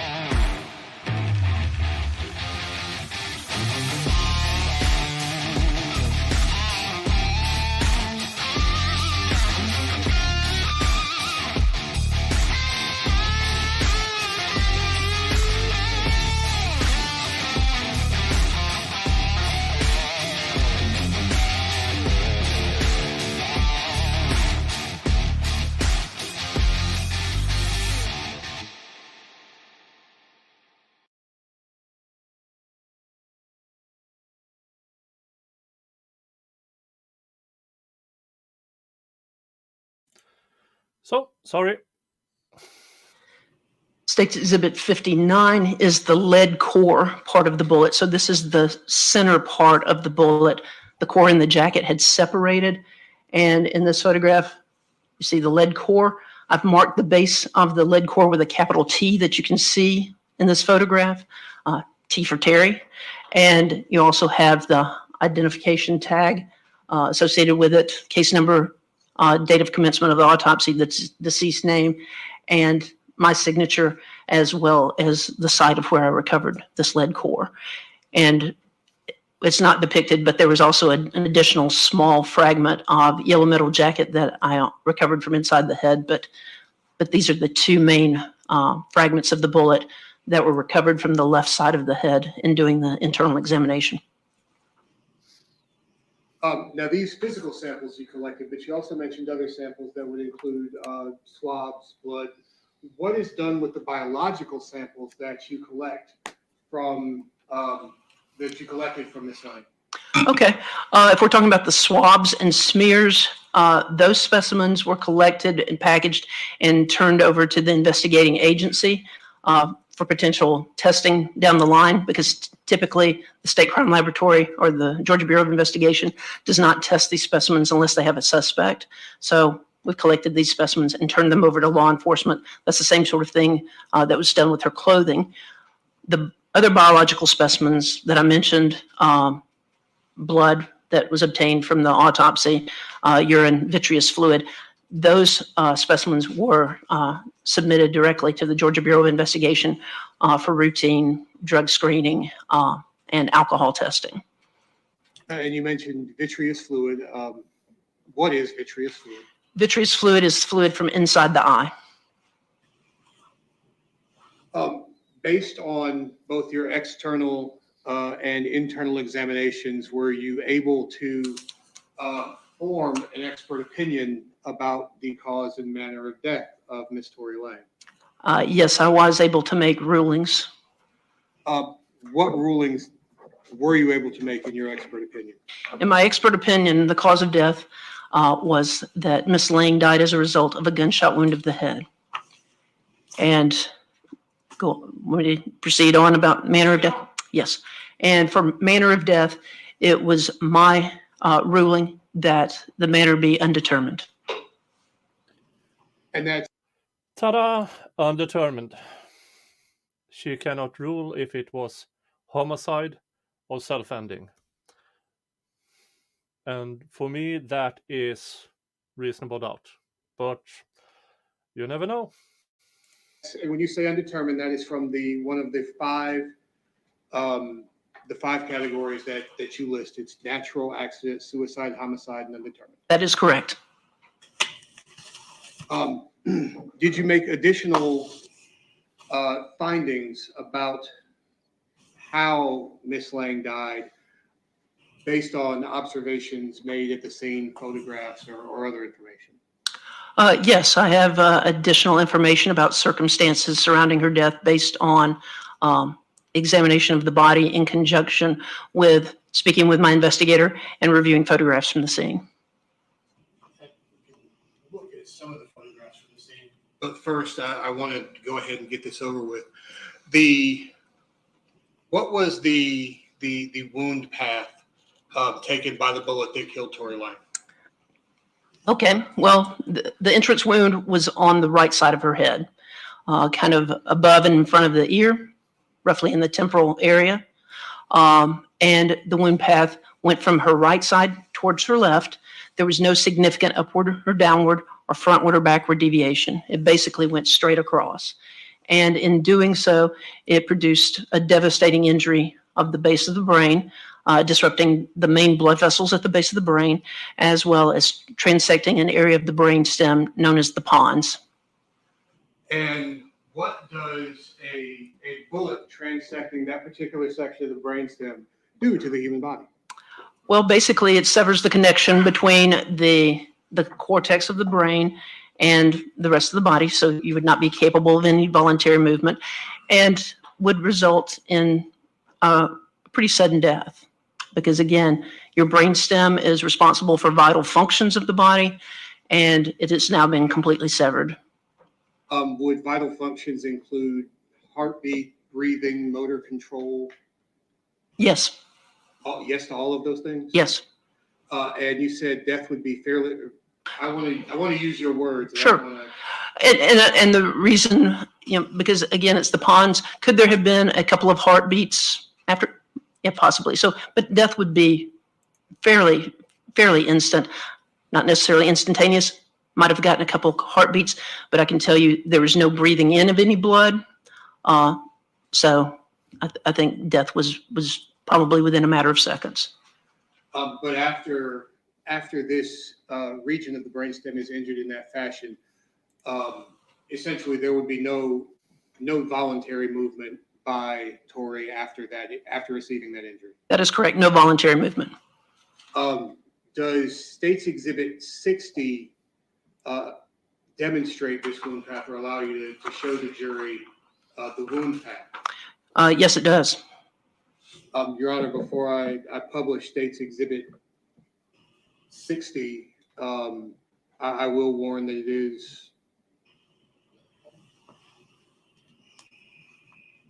is on the more gruesome side of things.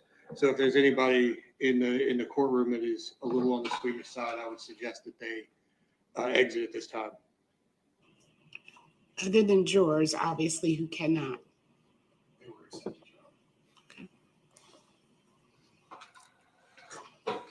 This is this State's Exhibit 60. Can you describe for the jury what's shown here? Okay, first of all, let me give you orientation. At this point in the autopsy, the brain has been removed from the skull. As the body is positioned here, the face would be pointed upward, the back of the head pointed downward. May I stand? Yes. Just make sure you keep your voice up so that you can be heard by the jury in the court. Okay. This is where the spinal cord is. This is an area at the base of the skull called the foramen magnum. This is not an injury. So it's important to recognize that as an anatomic landmark. Here is the entrance wound into the skull. And again, this is the right side of her head.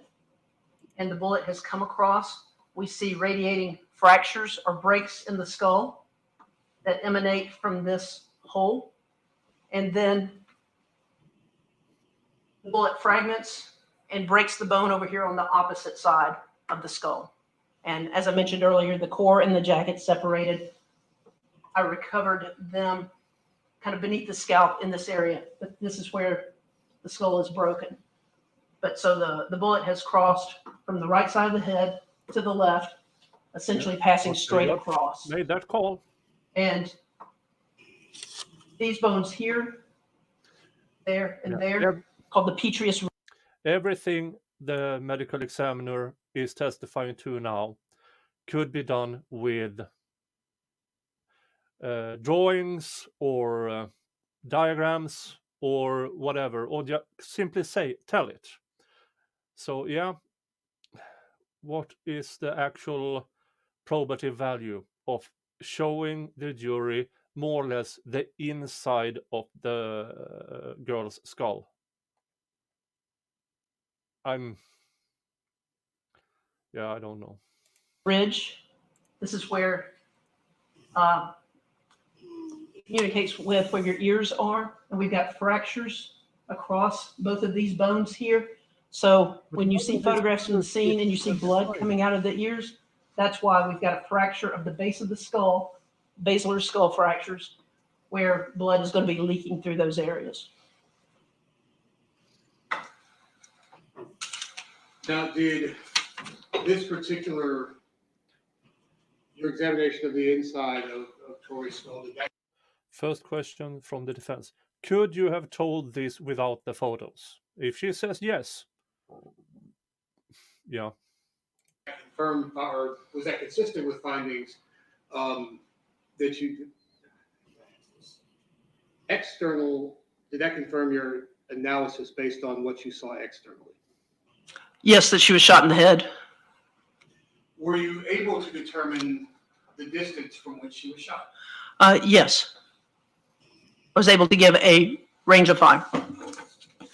How so? Well, one of the things that I do as a forensic pathologist is my expertise is in pattern recognition. And while I'm not a ballistics expert, my expertise is in terminal ballistics, what bullets do to bodies and the evidence that they deposit on the bodies. And so in looking at this entrance gunshot wound on Miss Lang's head, there was gunpowder injury around this wound. When a firearm is discharged, other things come out of the end of the gun other than just the bullet. You can have gases, you can have flame, you can have smoke or soot, and you can have particles of burned and unburned gunpowder coming out. And based on the mass associated with these different elements, it affects how far this material travels. So a contact wound of the head is going to look different from a distant gunshot wound to the head because you don't have these materials getting deposited on the skin. And there are gradations in this range based upon the access of these different materials to being deposited around the wound. And looking at Miss Lang, the configuration of the wound was round. With a contact wound, because you get gases that build up between the scalp and the skull, you get tearing of the wound typically. We don't have this. This was not a contact wound. Also, you can get a muzzle injury. You can get burning or searing of the wound edges. You can get soot. None of that was present. This is not a contact range wound. If you move a little further away, you can get soot around the wound because you got the smoke or the soot getting deposited on the skin, and you can get gunpowder striking the skin and producing injuries. Well, we have the gunpowder injury, but we don't have the soot. So this is falling in a range of fire that I refer to as a medium range wound. And medium range can also be referred to as intermediate. I tend to use medium because intermediate sounds too much like indeterminate. So by medium range, I mean... the body was found in the park. The car was found some days later burnt out. So the body was not burnt. I've got gunpowder injury without soot. And so it implies certain things about range of fire. And in measuring the diameter of the stippling or the gunpowder injury around this wound, from that, you can estimate a range of fire. The only way to know absolutely what the range of fire is to test fire the weapon and see about replicating that pattern of stippling or gunpowder injury. So in measuring the diameter of the stippling, the estimated range of fire is 10 to 12 inches from the muzzle of the gun to Miss Lang's head. I'll show you what's marked as admitted as State's Exhibit 47. Can you describe what we're seeing in State's Exhibit 47? Okay, State's Exhibit 47, we're looking at a photograph of the scene of Miss Lang. And in this photograph, there are a couple of things that are important here in how she's positioned at the scene. Something to note is the pattern of the blood as it's coming out of her nose and as it's coming out of the wound and out of her ears. It's going straight down in accordance with gravity.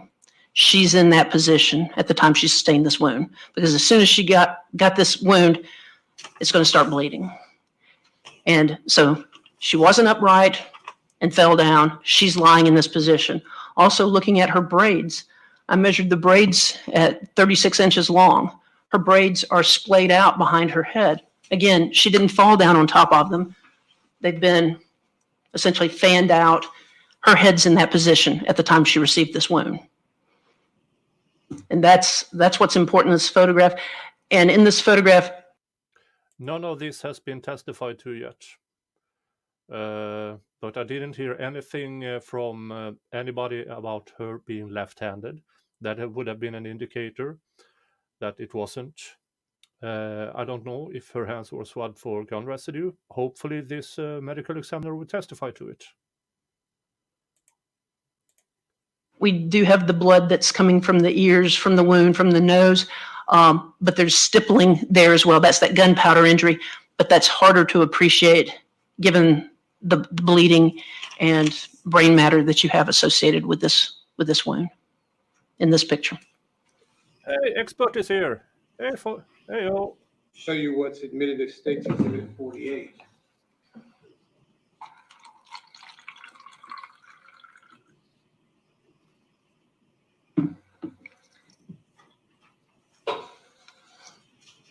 You recognize what's depicted in State's Exhibit 48? Yes, I do. Can you tell the jury about it? Okay. State's Exhibit said 48. 48. I'm sorry, this is State's Exhibit 52. Sorry, 52, I'm sorry. This is a photograph that's taken in the morgue. And as I mentioned earlier, when I start conducting my exam. I say this again, everything she's testifying to now could have been done without photos. They could have put up, here is a diagram of a human being, and here was the gunshot, here was this, here was this. Yeah, I don't like it. There's going to be various cleaning of the body. And so in the course of doing this examination, I'm altering the body. One of the things that I'm doing is shaving around the wound so I can see the extent of this gunpowder injury around the wound. So in this photograph, she's been cleaned. Not to be rude here, but if you shaved the area, because if it was hair around the gunshot wound, wouldn't the stipplings have much of it been caught in the hair? I'm just asking a question. Undressed, and I've shaved around this wound to look at the extent of the gunpowder injury. And as I mentioned earlier, a contact wound of the head is going to look different. This entrance wound is a typical looking wound. It's round, and it has this gunpowder injury around it, and we don't see any soot there. So this is what I characterize as a medium range of fire. Exactly. And you said medium range to fire means 10 to 12 inches. Well, in this case, based on the diameter, estimated 10 to 12 inches. And what's going to be medium range of fire? If you consult with a ballistics examiner, it's going to vary based upon the type of firearm, age of ammunition, weather conditions. There are a whole host of things that can factor in. As I said, the only way you can actually know with certainty what the range of fire is to get the weapon, same type of ammunition, and test fire it to replicate that pattern. So I'm giving you an estimate based on consultation with a ballistics examiner and given the diameter of the stippling of 10 to 12 inches. And do you know if the weapon was recovered such that it could be test fired in this case. It is my understanding that the weapon was not recovered. Now, you mentioned the blood flow from Tori's eyes and nose being, Or ears and nose. Being at least suggestive as to where she was positioned when she was killed. Or when she sustained the gunshot wound. When she sustained the gunshot wound. Right.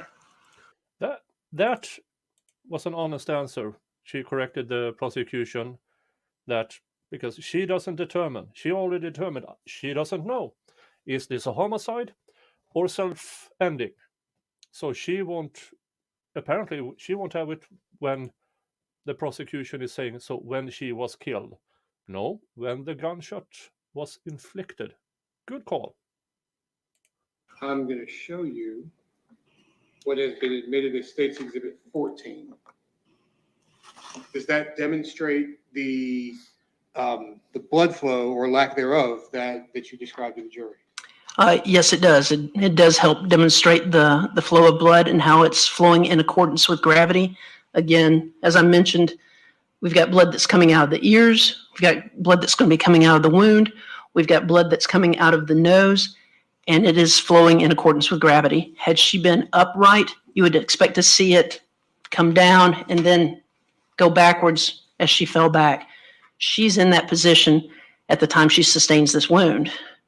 And in this photograph, too, something else that became evident as you look at a picture over and over again, as you look at the coagulated blood that's next to the right side of her head, there is, and again, if I may stand, coagulated blood here and here, and there's essentially a void pattern. Don't show it. And there. Would.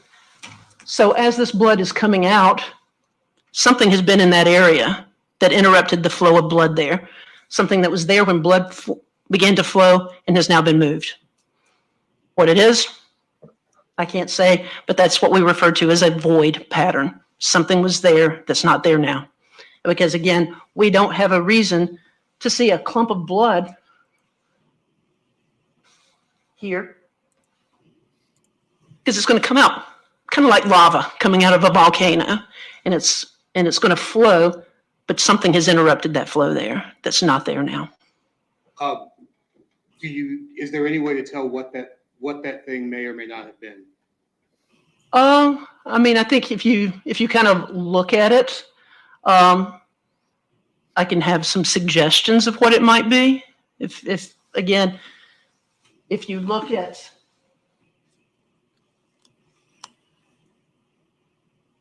that configuration, to me, it looks like it might have the appearance of a firearm. But again, something is there that's not there any longer. Now, based on your determination of that is what they are showing is apparently a picture, and she claims that could have been a firearm. Well, wouldn't that be indicative that blam drop? I don't know.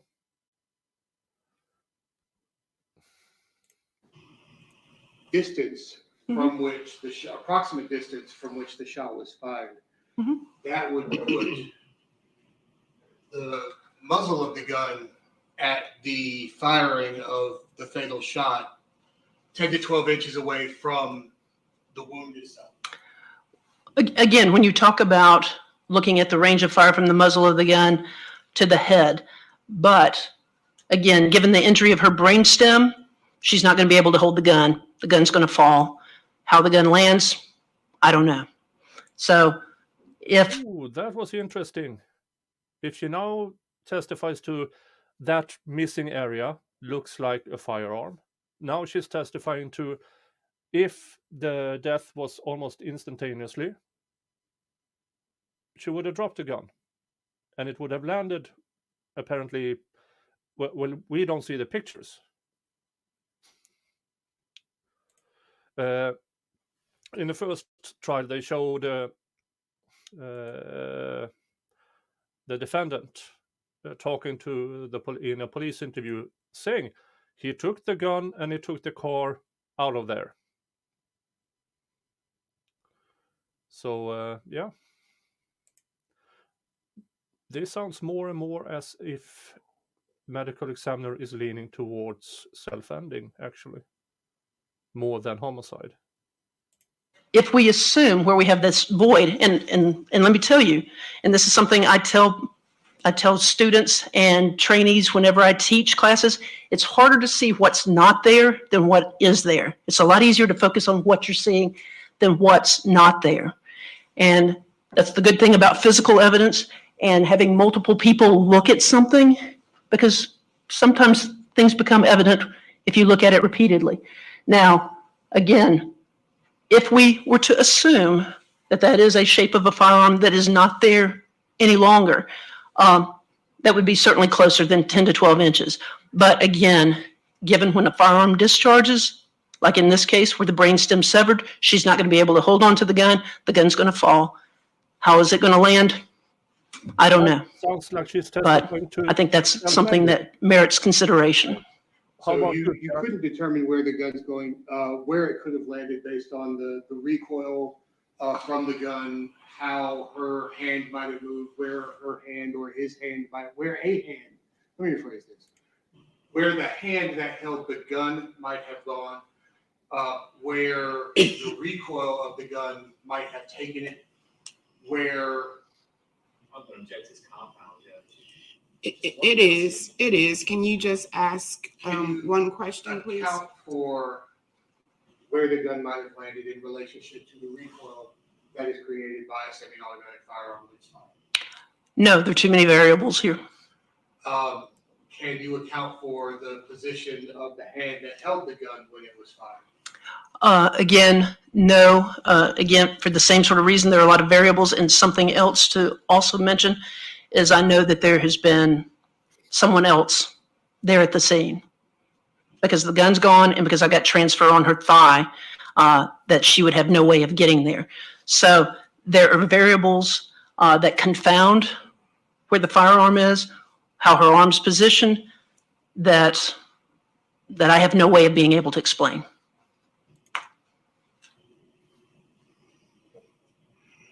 And this seems like a silly question, but I have to answer it because we have to ask silly questions at sometimes. When blood comes out of the human body, is it liquid? Yes. When is it that blood starts to clot or coagulate? Okay, well, it depends on the person. Some people are on anticoagulants, and it may take longer for it to clot. Some people may have other factors that cause them to clot more readily, like high platelet counts or coagulation deficiencies and things of that nature. So it's variable. It's going to be dependent upon the person. And also, too, it can be dependent upon the surface on which the blood is accumulating. Nicely to my next question. So the surface on which the at first liquid blood is accumulating can determine whether or not or how fast it coagulates. It can, yes. Can blood be absorbed into anything? Anything's kind of broad, because there's certain things that would be resistant to blood soaking into the gown I wear in the course of doing an autopsy. But various surfaces blood can get absorbed into. Can blood be absorbed into the ground? Yes. Would the absorption of the ground be determined by exactly what a particular patch of ground consisted of? Sure, I would guess that, or surmise if, say, we had a patch of grass or something there, something that made it, or a clump of leaves or something that made it somewhat different. Okay, that may interfere with how readily the blood soaks into the ground. And do you recall if any of your investigators did anyone dig up the blood spot? No.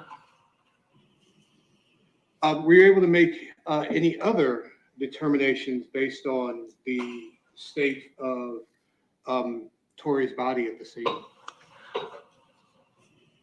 I mean, that's kind of broad. I'm not sure. Let's let me do a different thing.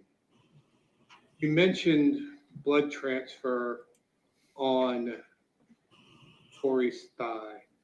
I am going to show you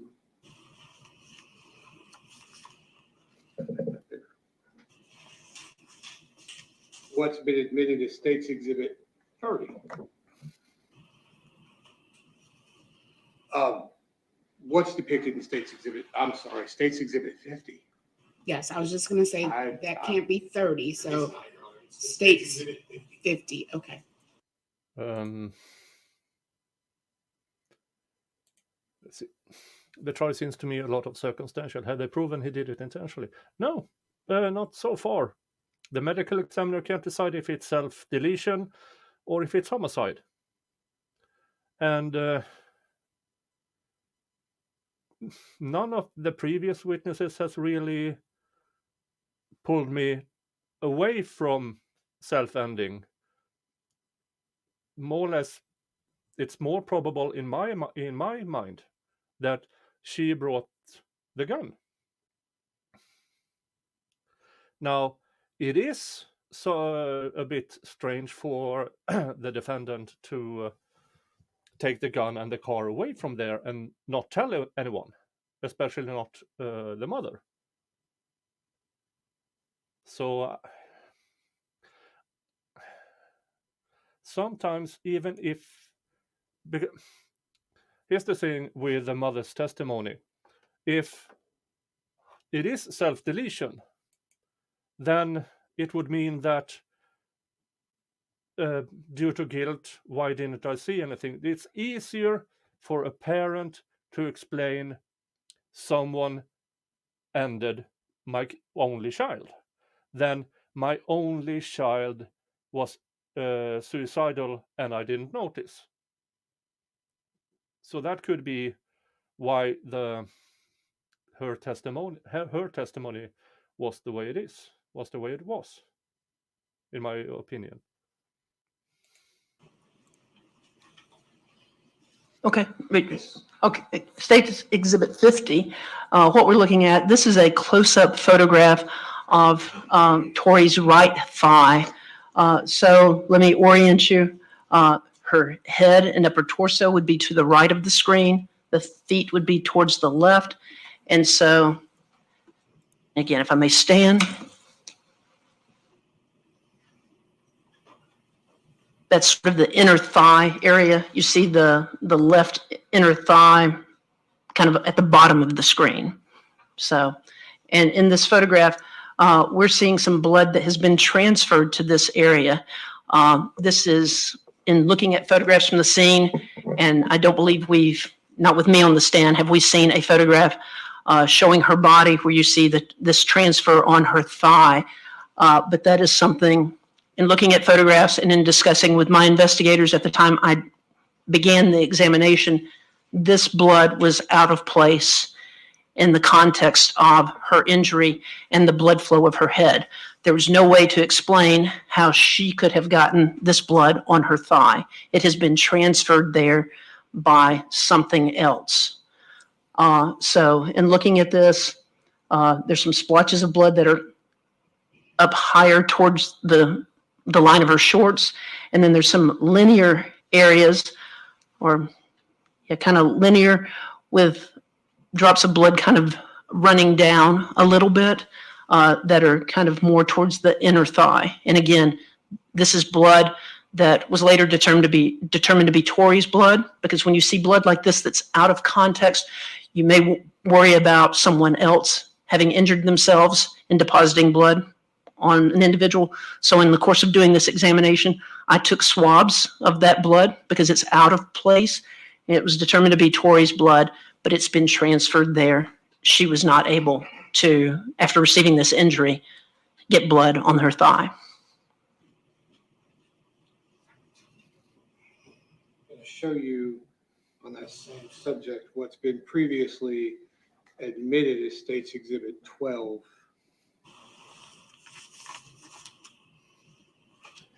Judge doesn't talk much at all. I have zoomed in a little Okay. to illustrate the blood that was found on Tori's thigh. Okay. And again, mainly the focus was on that right thigh. That was what was more evident at the time when I was examining her in the morgue. But again, this blood is out of place, and you can actually see that there is some that's on the inside of her left thigh as well. And again, she was not able to transfer this blood in this area. So something or someone has touched her thighs in that area and deposited the blood there. And it's her blood. But after sustaining the injury that she did to her head, there was no more motor function. Correct. As I said, she would not have been able to deposit the blood there. It was transferred there. I'll show you what's previously been admitted as State's Exhibit 46. According to the defense opening statement and the state's opening statement, they went to the park together. And according to the defendant's testimony, not his testimony, but the defendant's police interview, he tried to stop her from self-ending. He got the gun from her, put it on the ground. She dove for it and ended herself. He took the gun and her car away from there. And then he didn't say anything to anybody.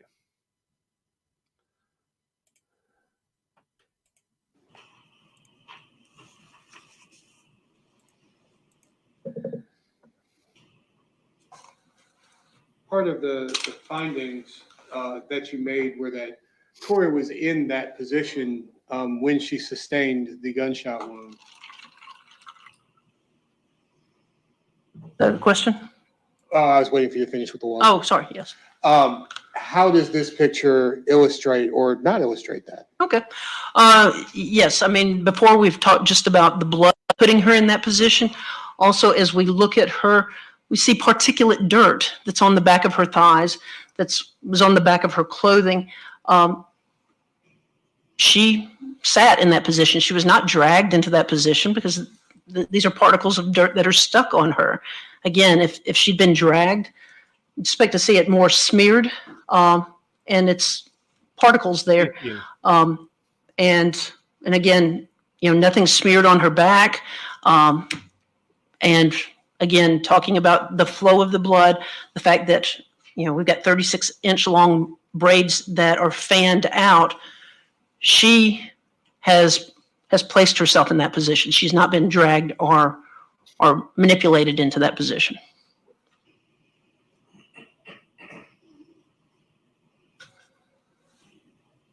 Show you what's been admitted as State's Exhibit 54. And they're just showing more pictures, autopsy pictures, or crime scene pictures, which for me is unnecessary for her to do this testimony.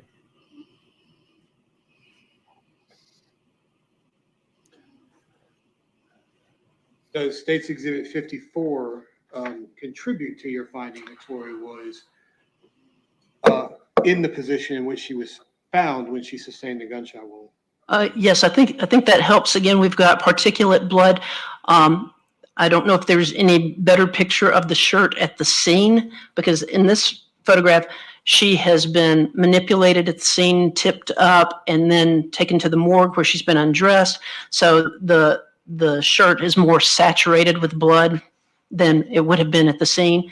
But again, the dirt looks relatively particulate and not scraped or smeared like she's been dragged.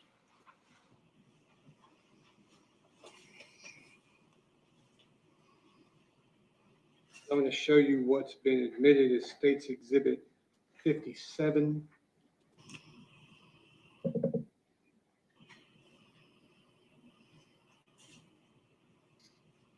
Is that the same shirt? Yes, it is.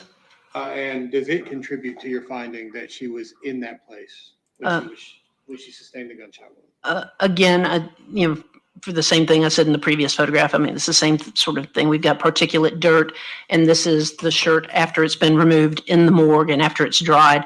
So, you know, there's some alteration there of the blood where the blood's all streaked because, again, she's been rolled. She's been transported from the scene to the morgue, and the shirt's been removed. So looking at the blood on this shirt's kind of misleading, but looking at that particulate dirt, again, it's not smeared or ground in. She's not been dragged into that position. I think it supports that she lay down at that site. And again, your finding as to the manner of death was undetermined. That is correct. Were you able to exclude homicide as a manner of death? No. Were you able to exclude suicide as a manner of death? No. Were you able to exclude accident as a manner of death? Yes. Were you able to exclude natural as a manner of death? Yes. I don't have any other questions. Let me have counsel for both sides approach, please. Yeah, I don't know why they had to show actual crime scene photos and autopsy photos for this testimony.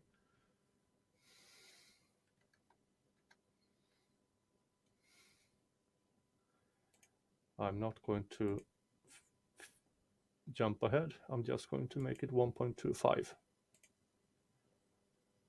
I wonder why the judge ordered them to the stand. Oh, here's something interesting. Directed verdict. Now, last trial, they got to jury verdict. All right, I expect this witness to be rather lengthy, and so I'm not going to keep you all that late tonight. We are going to conclude for the evening. Oh. Let me ask Dr. Terry to step off the witness stand for a moment.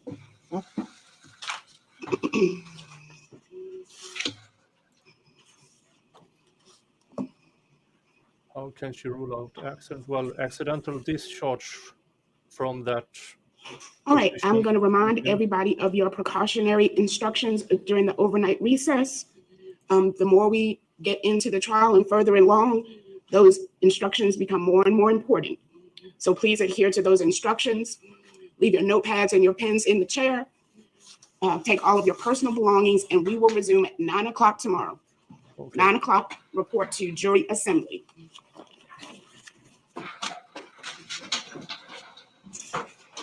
Okay, there might be some, because I see there is a few minutes, we are still a few minutes behind. So there might be some talk between lawyers and judge before the end of today's trial, or day one of the trial.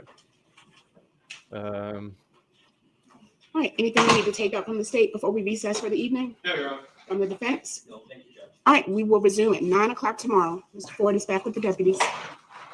Okay. I'll ask the state to keep all of the exhibits overnight and return them in the morning. Yes, Judge. Okay, that was it for today. Which means you are all welcome back tomorrow morning, US time. I will start at 8:45 Eastern time. So we will have 15 minutes of discussing what happened today. Maybe a few new ones have questions I can answer. And yeah. So yeah, thank you all. Remember, I have to check here first where I should redirect you to. Who is streaming right now? Dun dun dun. Let's see here.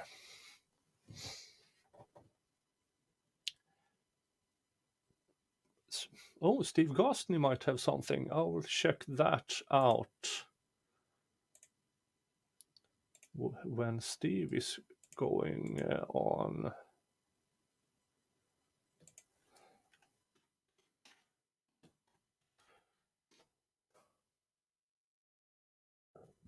Oh, sorry.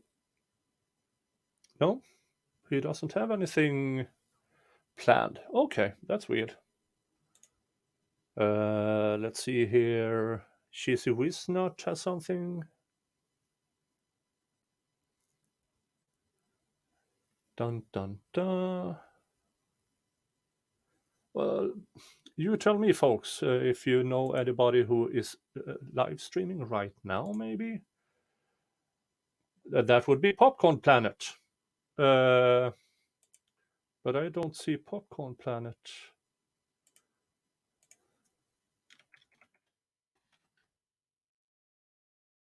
Nope. Not that I can, at least. So I will send you off on your own stuff. So you just check out whatever is on the YouTubes.